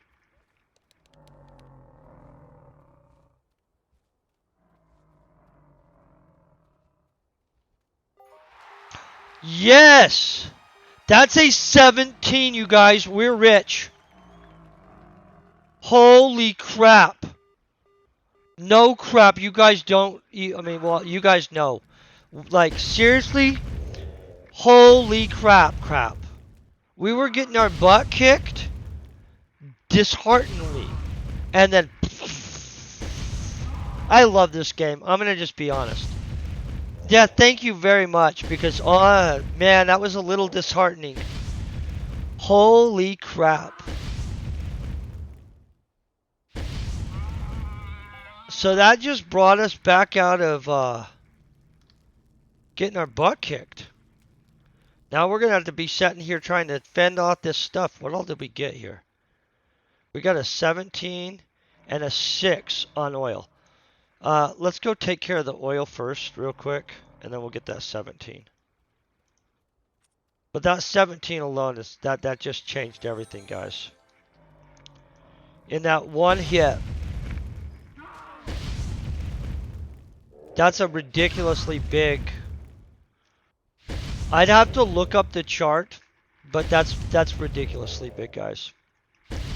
We're gonna be sitting there for a second skilling. I'll throw on a skill pill even. 17 is, I don't even know, minutes and minutes of pulling material. Like a lot. In fact, good thing that we have a real tool because we'd be burning out a fake tool.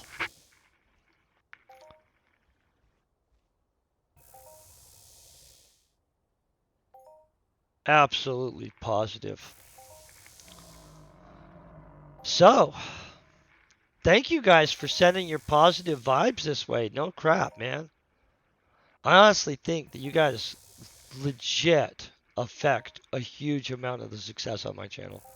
I don't know how, but when you guys are watching and we're all being positive vibing, we do so much better than when it's just like me playing on my own. Just, yeah, absolutely believe in the positive vibe stuff. Thank you very much, by the way. Now let's tear this crap out of the ground and get rich, right? Oh, let's get a skill pill up. I'm gonna take advantage of the skilling on this too, because we're trying to.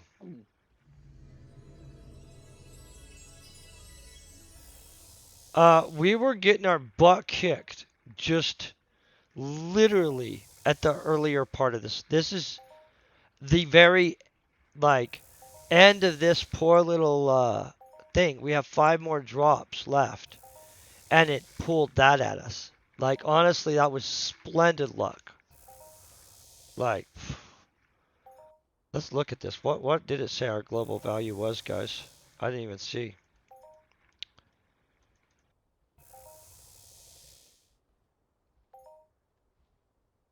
Let me see this.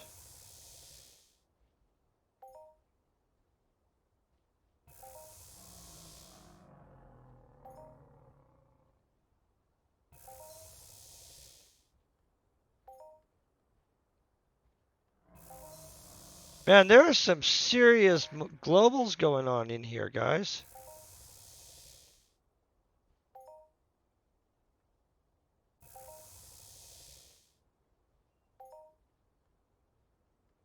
There. 365 ped in Listerium. So 100% that one hit paid for our whole expedition, guys. Is that not nuts?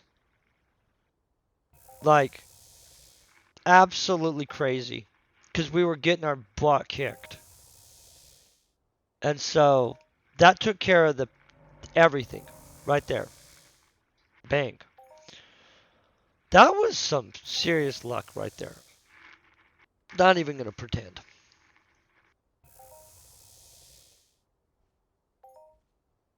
But that definitely lets us know we're going to be watching this for a second. Hold on. Holy crap. So, I'm going to go grab some more coffee. I didn't realize we were going to be watching that for that long.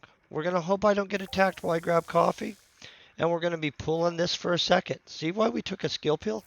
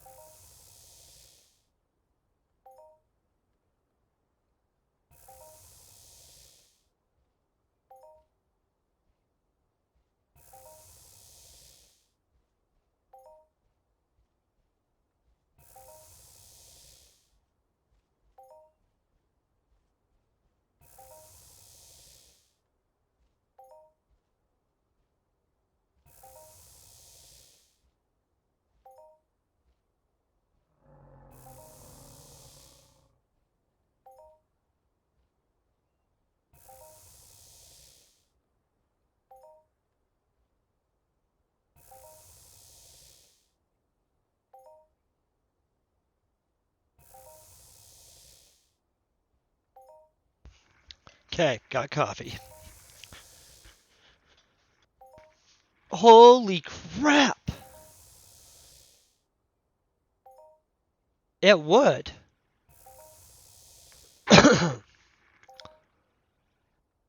This is hilarious, guys. This is going to take a second.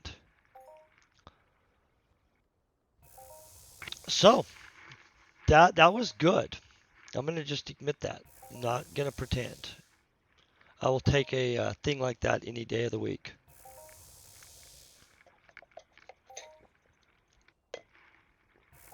And we had already shipped back a whole bunch of material. And so at this point, we're just going to be stacked.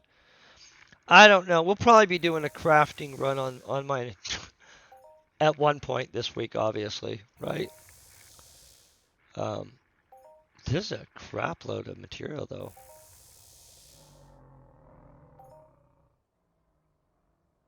Yeah, we'll be doing a crafting run.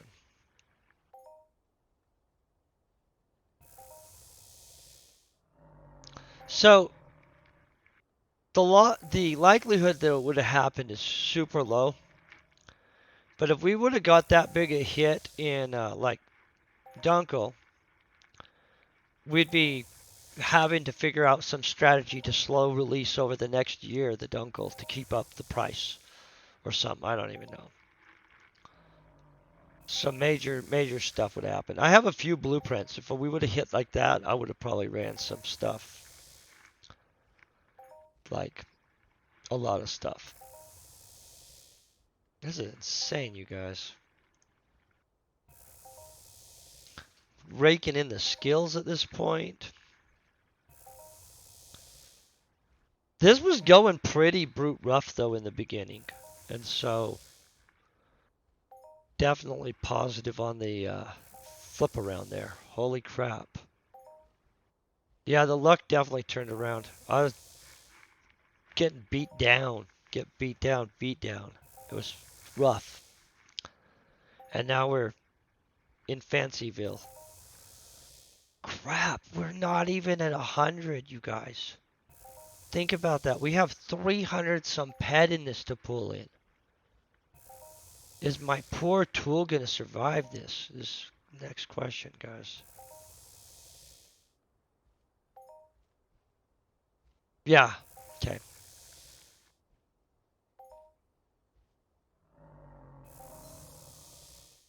Not sure if that was the best place to put it or not. Okay, so that'll let us keep track of how fast we're bringing in.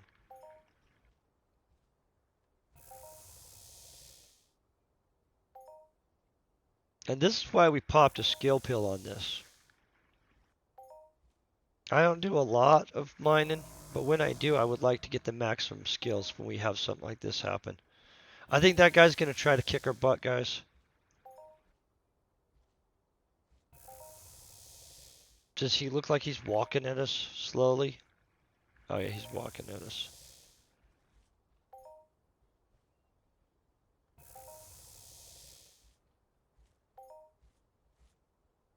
I'm going to have to stop and kill him. And we probably should just kill that one just for the clearing this area out a little bit.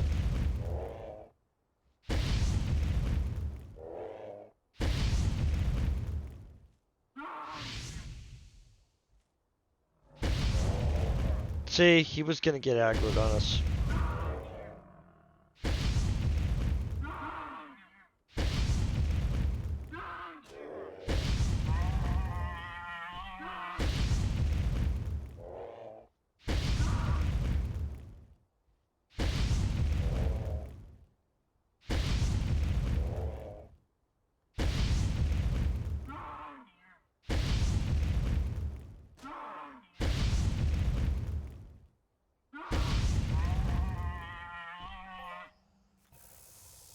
Okay, back to our stuff.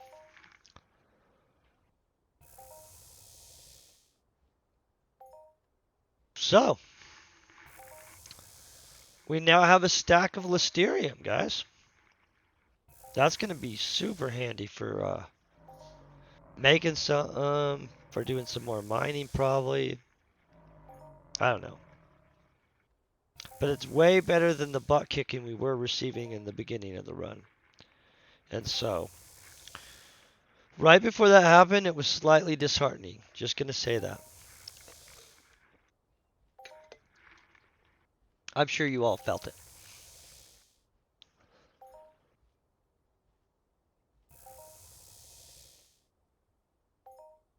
I think we're about 1/3 done right now.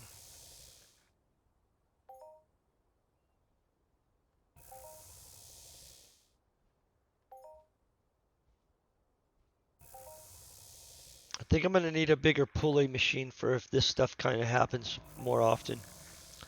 I have a pretty good machine. It pulls better than one of the TT ones, but it's not like super, super big puller.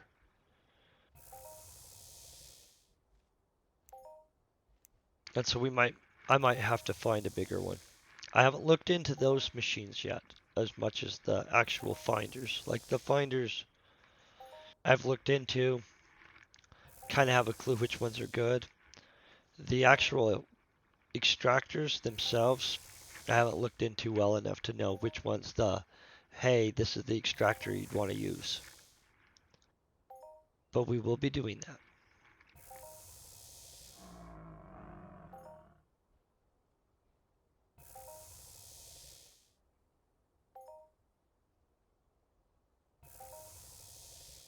I think this guy's far enough away.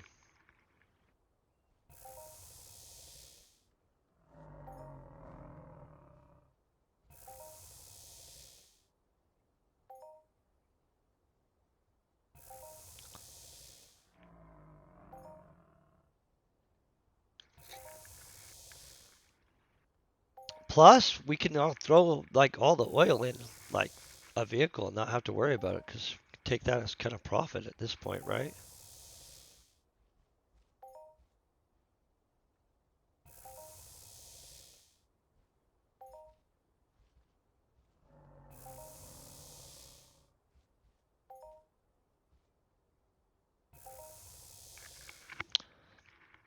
5,000 pad, that's pimp.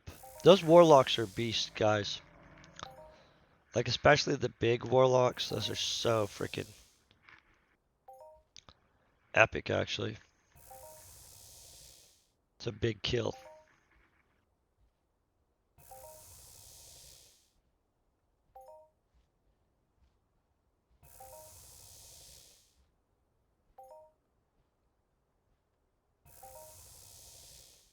Getting some good skills.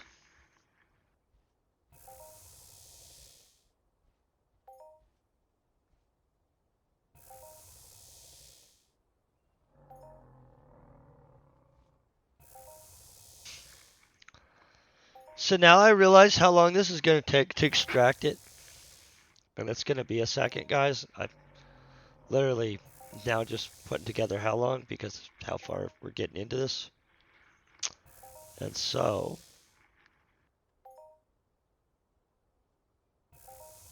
do we want to look up some stuff while we're doing this? I mean, not really sure what to say.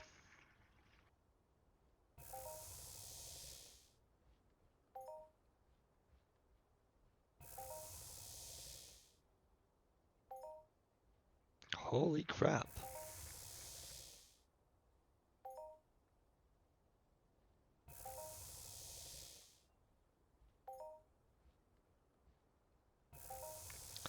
Let's just say that with when you get it in the form of Listerian, a 17 loaded find is absolutely a lot of material, it seems like.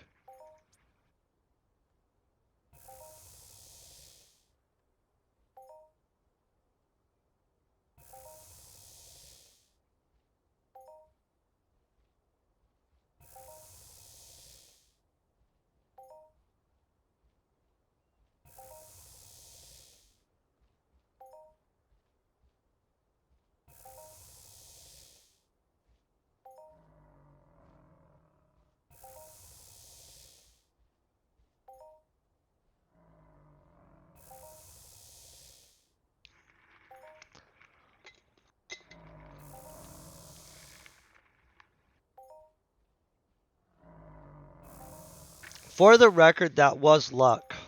I don't want you guys thinking that was like we were legit getting our butt kicked. Like no questions about it before that happened. And so I'm not going to pretend that that was like well yeah, we knew that was going to happen. No. No, I was getting disheartened. Just straight up. And then all of a sudden poof. Who would have known? And now we're sitting here probably having to do some crafting over the next couple days with some Listerium.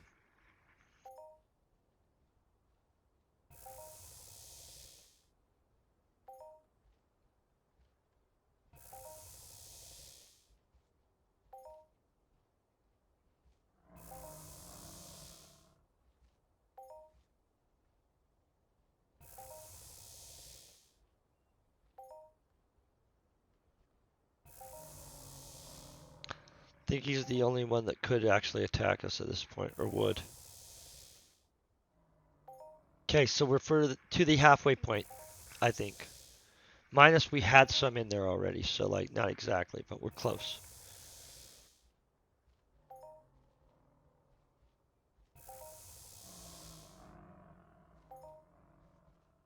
This guy's gonna attack me.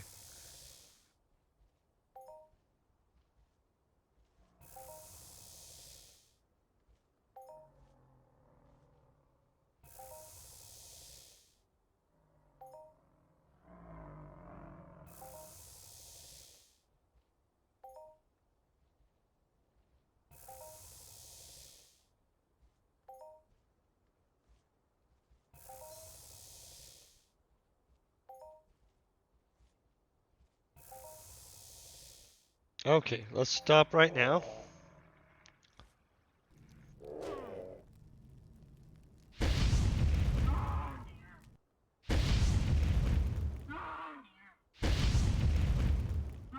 I'm gonna kill that other one too, just because we'll create a little barrier around ourselves real quick.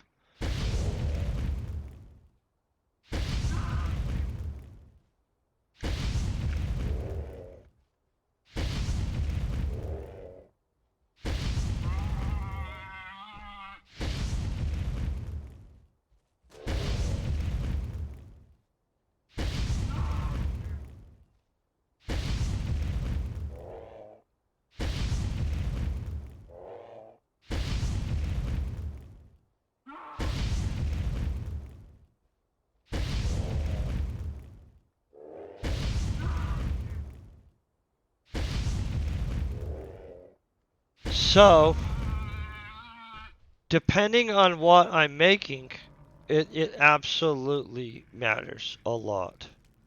Um, so, things like tri-phase panels and stuff like that, I probably would only make every little bit, and I would probably, they have a good markup, but dudes buy stacks of those because they're for manufacturing crafters and stuff.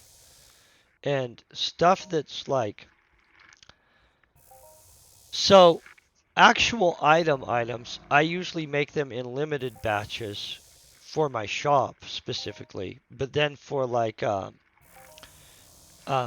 is it, the auction house, like an RK25, I might would make 5 of those or so, throw them in the, or RK35s.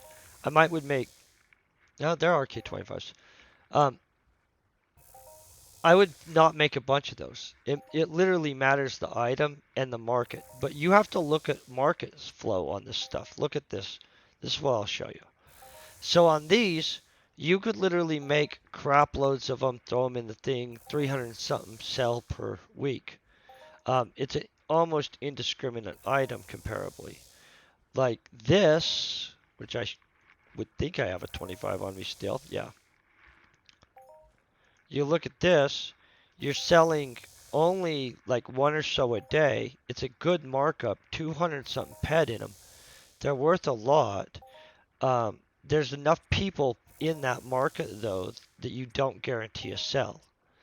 And so if you're looking to like craft stuff and it's too low level, so like here's how I do it. If people buy giant batches of it, you could make any size you want. You could make a 1,000 ped batch of some things, and some dude might buy it. Like sheet metal. People use sheet metal by the mass amount, right? It doesn't have as good a markup as it used to a long time ago, but sheet metal is epic for the fact that there's insatiable amounts of it. Like this game eats more sheet metal than you can imagine. So you can make whatever size run you feel like making for a sheet metal run, and it's pretty much going to sell within the same, like that upper end price zone. On anything else, though, as you go up tiers, like a tier 4 or 5 item, you're not selling those at the same rate. Like those things literally sell at super slow rates. Because I have a booth, I don't have to worry about the auction fell on that as much. And so I literally would rather make something like that on demand or like for replenishment in my own booth. And specific things that just have a ridiculous high volume of sell, those you throw into the auction house and stuff. But like anything that's way fancy, you got to be careful on. Like I've made fancy hats that were way cool as crap before and thrown them in the auction house, and then they don't sell one week. You throw them in the auction house, they sell for a bunch the next week because it's an inconsistent seller. And so I watch what I make though. So here's the problem with crafting when you're brand new, right?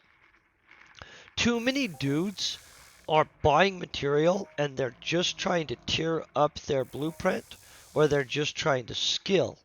And so they aren't even trying to make a profit. So when they make their stuff, right, they're just selling for whatever they can sell it for. They're not even trying to make money.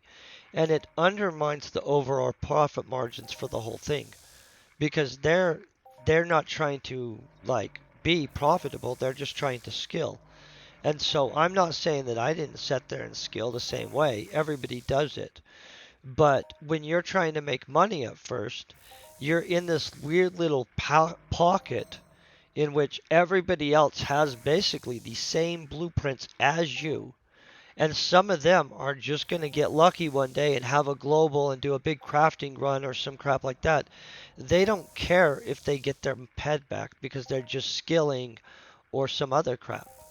And so, like, once you can get a blueprint that's specifically outside of that skilling zone, and there's a bunch of them, right? Tri-phase stuff is big time. Here, let's look at this. Material textures, components 2. We're looking for my components 1 or 2 book. Components 1, that'll work. Okay, so say you go up here. These standard cores and stuff like that, you're not going to have everybody and their dog making those. That's a huge deal. I don't really make the standard Visomems as much, but I could make them and I would do well at them-ish. Obviously, some of the stuff I don't even make. These I've made before a batch and I did sell it, but I don't just consistently make some of the stuff. A lot of this stuff you guys are going to want to know that you don't just make every day. Like most of the stuff, if it's a tier above 5 component, only certain people need it. Like that's not everyday component stuff. And even the bigger, higher tier weapons, right? Not everybody uses them. Like I have secret weapons that I prefer over other weapons. In fact, I'll show you one of the secret weapons. Not sure which book it's in, so we'll have to. That book I have no weapons in. We'll have to get something in there. Weapons 1, I'll bet it's in. So I want that Force Mace, obviously. Jester 3s, Killian Swords, Maddoxes.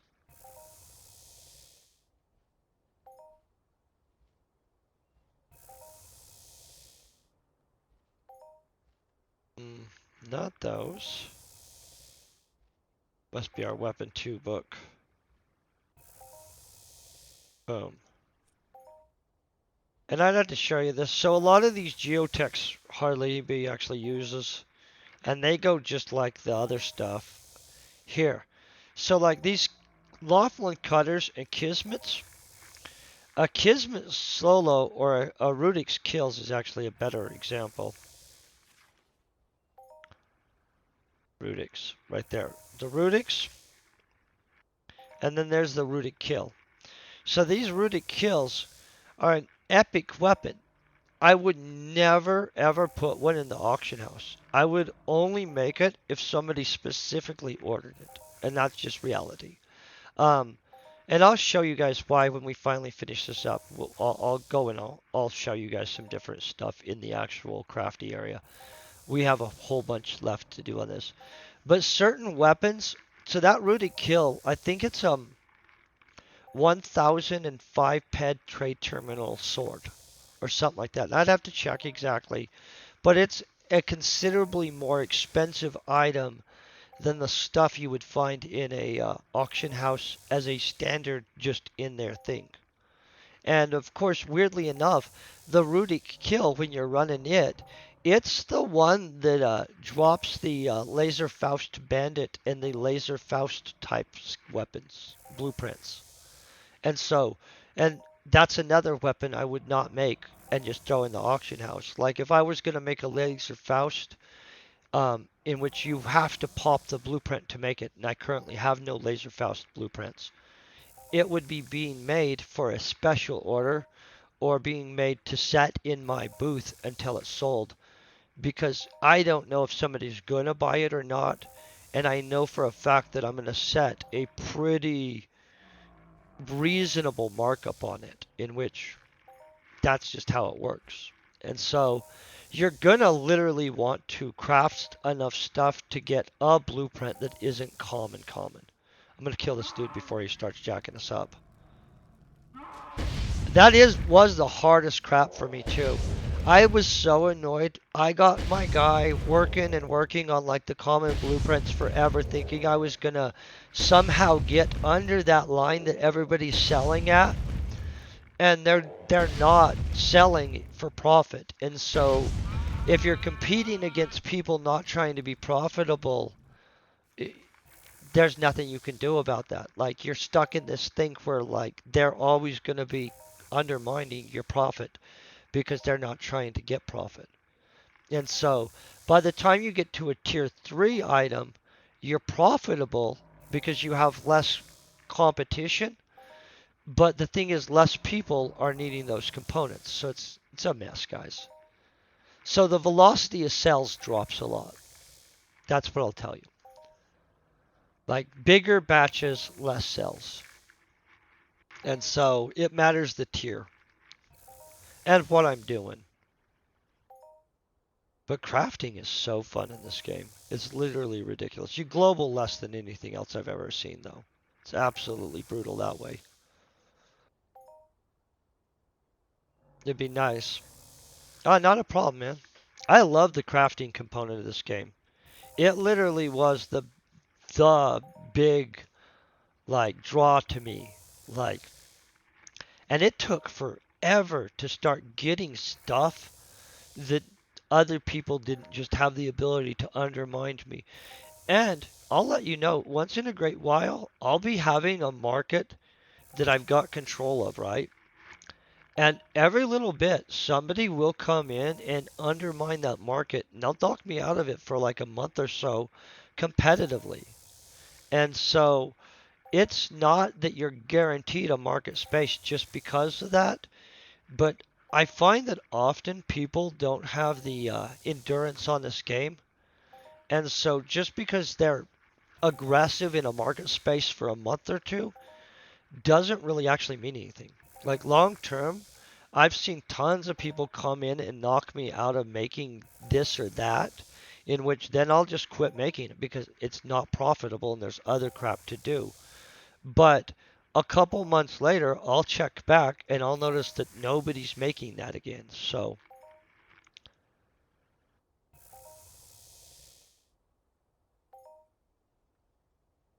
oh, I think the combination of understanding how all the professions work helps a ton. Like a big ton. And I think they feed into each other pretty profoundly in weird ways that I'm not really sure all how it works, but I've talked to enough players that are very well-rounded players and they feel that there's some kind of synergy to the whole. And so I don't know what or how the underlying synergy works, but you get a bigger perspective too. Like I used to buy blueprints, very bad judgment choices, right? So like Dunkel, super rare. There's tons of other components. They're super rare. You'll see that there's a whole bunch of blueprints that are worth a ton of money that people buy every week. That they're all dependent on that. Like one of the ones that I see very aggressively bought is the Dragon Armor blueprint, right? Dragon Armor looks cool. It's not that impressive for one, but it does look cool. Stat wise, it just isn't epic. But the reality is, it's not actually worth as much as the materials that it will cost to make. It never will sell for as much as it costs to make. And there's a ton of other items like that, where like if you look at the auction house cost for the item, it's nowhere near the item's actual input costs. The other thing that really I messed up a bunch is I didn't know how rare, and I do not have this blueprint, guys. And if you get it, you are set. But the problem is you're going to need multiple other blueprints I also don't have. There's a item called the Mechanometrics Matrix Adapter or something like that. It literally goes into a whole bunch of very fancy equipment. I don't remember who is the person that actively has it. They make them once in a while. I think that they put them in the auction house at about a 360% markup, which isn't horrible. But they inconsistently make them. It goes into a ton of things, and almost nobody has the blueprint. If I had any idea where that blueprint spawned from, I would literally take months just to run that blueprint till that blueprint spawned. That's how rare it is. Like, it's absolutely rare. But the messed up thing is, even if you got it, it has, I think, 2 or 3 subcomponents that are also ones that I don't see all the time. And so some things are a trap. Like you're never gonna consistently be able to craft them, even if you got the blueprint. And so some blueprints aren't really worth as much as you think. I mean, like they are if you're the guy that has that, and so cool for him. But pretty much everybody else is just grabbing blueprints that have that as a component, and it's almost impossible to make the items that that's a component and actually be profitable because the person that controls the input of it doesn't have it. I don't know them personally, so I don't know if they don't manufacture it cheap enough themselves to sell it under what they're selling it. But consistently, the cost markup for that subcomponent is beyond reasonable for crafting anything that requires it. Unless it's super special type item thing, you know what I mean? You're probably not going to make it. And so it's a real crafting, man. It's its own thing. It's the greatest part of this game. And I think the rest of the game's fun too. It's fun to go and shoot stuff, but crafting is just absolutely epic in this game. Like there's so many items. So I'll show you what I mean. Most people don't even realize that there's so many items that none of us have even seen, right? If you look, and we can start at tier 1 for weapons. And I don't have a lot of other, so we'll focus on weapons and components. You've got all these, most people have seen that stuff basically. And I haven't seen this Kismic Vase. I would like to see that. Um, Once you get to here, less people have seen this stuff a little bit. So here's where it starts falling out. You've got a lot of geotechs in this zone. Most of those aren't being made. I think I do see somebody making these SEPA X1s, but I don't know who it is. So they have a market control on that, in my opinion. Because I only see one person ever popping those into the auction house. I've never seen a SEPA XT yet in the game. Interesting. And so for the tier 10 stuff, I'm pretty sure none of us have seen that. Let's look. A lot of books, guys. Sorry, gonna have to move this. Yeah, this is the one that has the... So here's the one I've been waiting to see for years. Still never seen it. This Force Mace for one, and the Nano Katana. So, I don't know if somebody currently has the Nano Katana blueprint at all. I've never seen the Odin, which I assume that's a cool weapon. I don't know how to say this correctly. Frere, I think, but I'm probably butchering it. Never seen that one. Already covered the Force Mace, hasn't been seen. Basher. This Malk US design RV, no idea what that crap is. And so if you think about it, at this point, really, realistically, most of the people and even I have not seen considerably a good chunk of whatever can be dropped. Like I don't even know what drops the blueprint, and I've been crafting now for years, and so it's it's that big. Like people are hunting mobs all the way up to the top. People are mining things all the way up to the top. There is some people, a small group that are making high level armor, and some people making some of the higher level components, but a huge chunk of blueprints aren't even discovered, and so aren't popped, aren't being made by anybody, nothing. And so at that point, you're in a locked profit, you know. But by then you're already crafting tier, I think, what would we say, about 4 or 5 before you're losing your competition. Oh yeah, see, look at that crap. This is insane, you guys. I'm gonna be honest, I was not expecting to have such a good hit. That's on you guys. That's positive energy right there. That's what I totally contribute this stuff to. Is this not insane though? It just took care of us, guys. I don't even know what we're crafting on next session, but gonna be crafting something cool.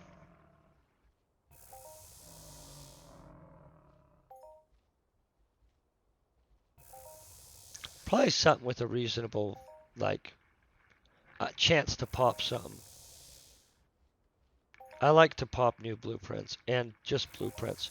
One of the best ways to make PED in this game, guys, is to get really profoundly good at a specific blueprint that's a little bit over a tier 1. Like it can even be like a tier 2 or 3, that you know what it pops and you know which blueprints sell for a good amount in the auction house and which don't, and that it also has a reasonable market like place markup. Because a lot of the way I recover is absolutely from blueprint sales. In fact, we might have a blueprint sale right here. Yeah. See, like this, SP40s, those sold 360%. That's not actually that good a one. Click this out real quick.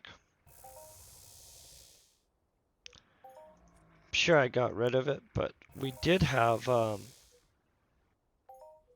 geez, we went too many places today.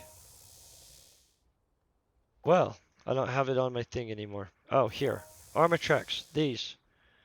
So this is only 38 little Armatrex guns, right? Clicky clicks. But that sells for 150 ped. And so that kind of stuff is part of how you recover. And see, these are 60s. We sell them. That's 100,000% markup. And so some of the items I'm making, in reality, I'm not attempting to make for the item. I'm legit making the item specifically to pop blueprints that are worth much more than any item I'm going to make. And you can tell that this isn't very much. It's 19 clicky clicks, and it has a 200% or 200 ped markup or buyout. And so that's a huge, huge markup, obviously. And so that's part of the trick, is to know blueprints in a different way. And then, see, I'm selling these electrocapacitors. Ooh, that scared me. But literally, they're still being sold. There's 4 days left on them. We don't know that they'll sell. Um, that's a good item. It just doesn't always sell every week. They do sell consistently, or I wouldn't make them. And I'm also slightly under the other person in the market right now, is what I would say, unless they've reposted. And I could be being undercut in the market right now. But there's 4 days left on that, and that likely will sell. But you could tell that the velocity on that is one batch of those per week instead of the ridiculous velocity you could have on certain other things. But I would recommend don't approach crafting as a universal like the way you make money crafting is necessarily off of we're gonna click ourselves back to a terminal real quick. Off of the item you're selling. In some cases, the best thing you can get out of a crafting run are blueprints, especially like so on EP2 runs. I'm not going necessarily for the EPs. I'm usually going for EP recyclers. EP recyclers, if I get a batch of those, gives me hundreds of ped. And depending on which ones they are, like the ones are worth I think 45,000% markup or some crap like that. So like 4.5 ped per click, and the twos and threes and stuff like that are in the same range. I mean, it's probably 5 ped per click in all honesty at this point. They're pretty expensive. You charge a bunch. They're considerable marked up, but they're not near as marked up if you look at that LR60 blueprint. That LR60 blueprint's at 100,000% markup. And so realistically, you're not going to beat that um, with the item necessarily. I do make the items too, but the blueprints I'm not having to compete in the marketplace on the same level, guys. And we're going to find out exactly what we got. I have to get back and pull our other vehicle. We'll just go to Athena Spaceport. That's the easiest way to...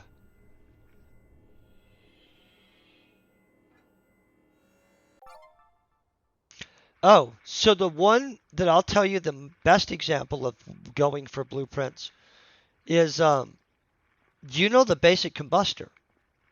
A lot of people run the basic combustor because it's your vehicle run popper, right? Well, vehicle blueprints have absolute awesome markup.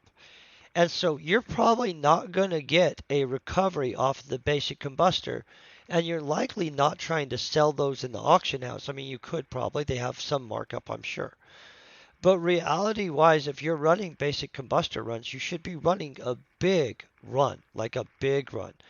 Because what you're wanting to do is stack vehicle blueprints, in which vehicle blueprints, like the Grungans, those little helicopters, they pop pretty often. And that's a boosted blueprint. So the boosted blueprints are going to have a higher markup than the normal stuff. And so, plus, boosted blueprints are cool to make because you usually do well on them. Now, this is if you're qualified to do this stuff. If you're fully not qualified, you will get your butt kicked a little bit no matter what you're doing at first. So we're going to grab our vehicle. Sorry. Grab our vehicle.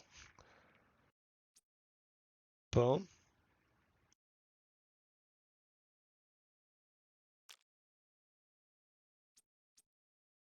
Open up this storage. Grab this stuff out.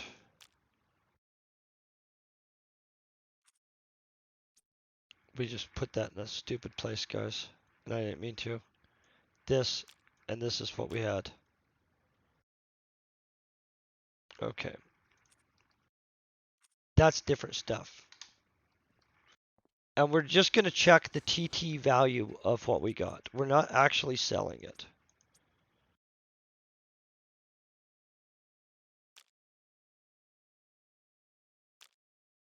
Oh, we slaughtered. So we burnt 300 something pad. But we definitely killed it there.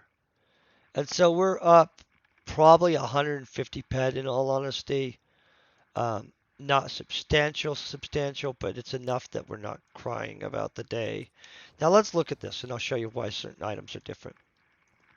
Let's also dump this stuff in here real quick. We'll deal with all that later.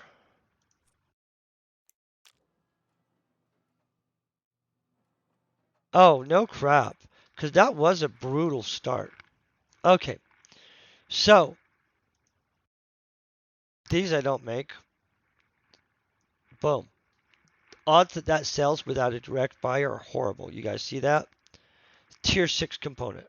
Very few people are making things that require tier 6 components. So these standard transparency layers, that's different, right? You're going to see maybe there's a buyer every month. So like if there hasn't been a buyer for a second, maybe I would make those, but I would be very leery, right? So I'll show you why I like that Rudic.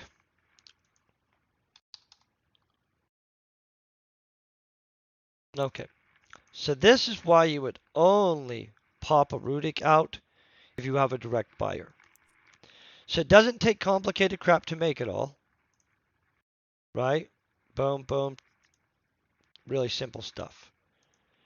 It does awesome for a 14th level sword. 35 to 70 damage, 32 attacks per minute, right? This is a 1030 pet item. And so to make that for somebody, you have to literally have a specific person that's like, hey, I want to buy it. It's the same as these. Watch this. So we wouldn't just make one of these randomly because they only sell in the auction every year or so because nobody hardly puts them in there. So this is a very fancy plasma pistol. This thing does crap loads of damage. I'm not even qualified to use it, obviously. Has 56 attacks per minute and is dropping loads of damage. And so it takes a bunch of crap that we actually have to purposely go and make on Cyrene.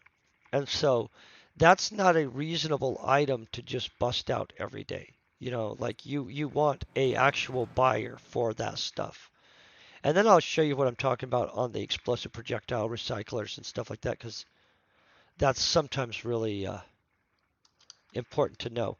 Recyclers are popped off of certain things. Let's look. Boom. And here's why they're so expensive. You've got your EP recyclers. As you can see, that guy's really selling those cheap, to be honest, but good for him, I guess.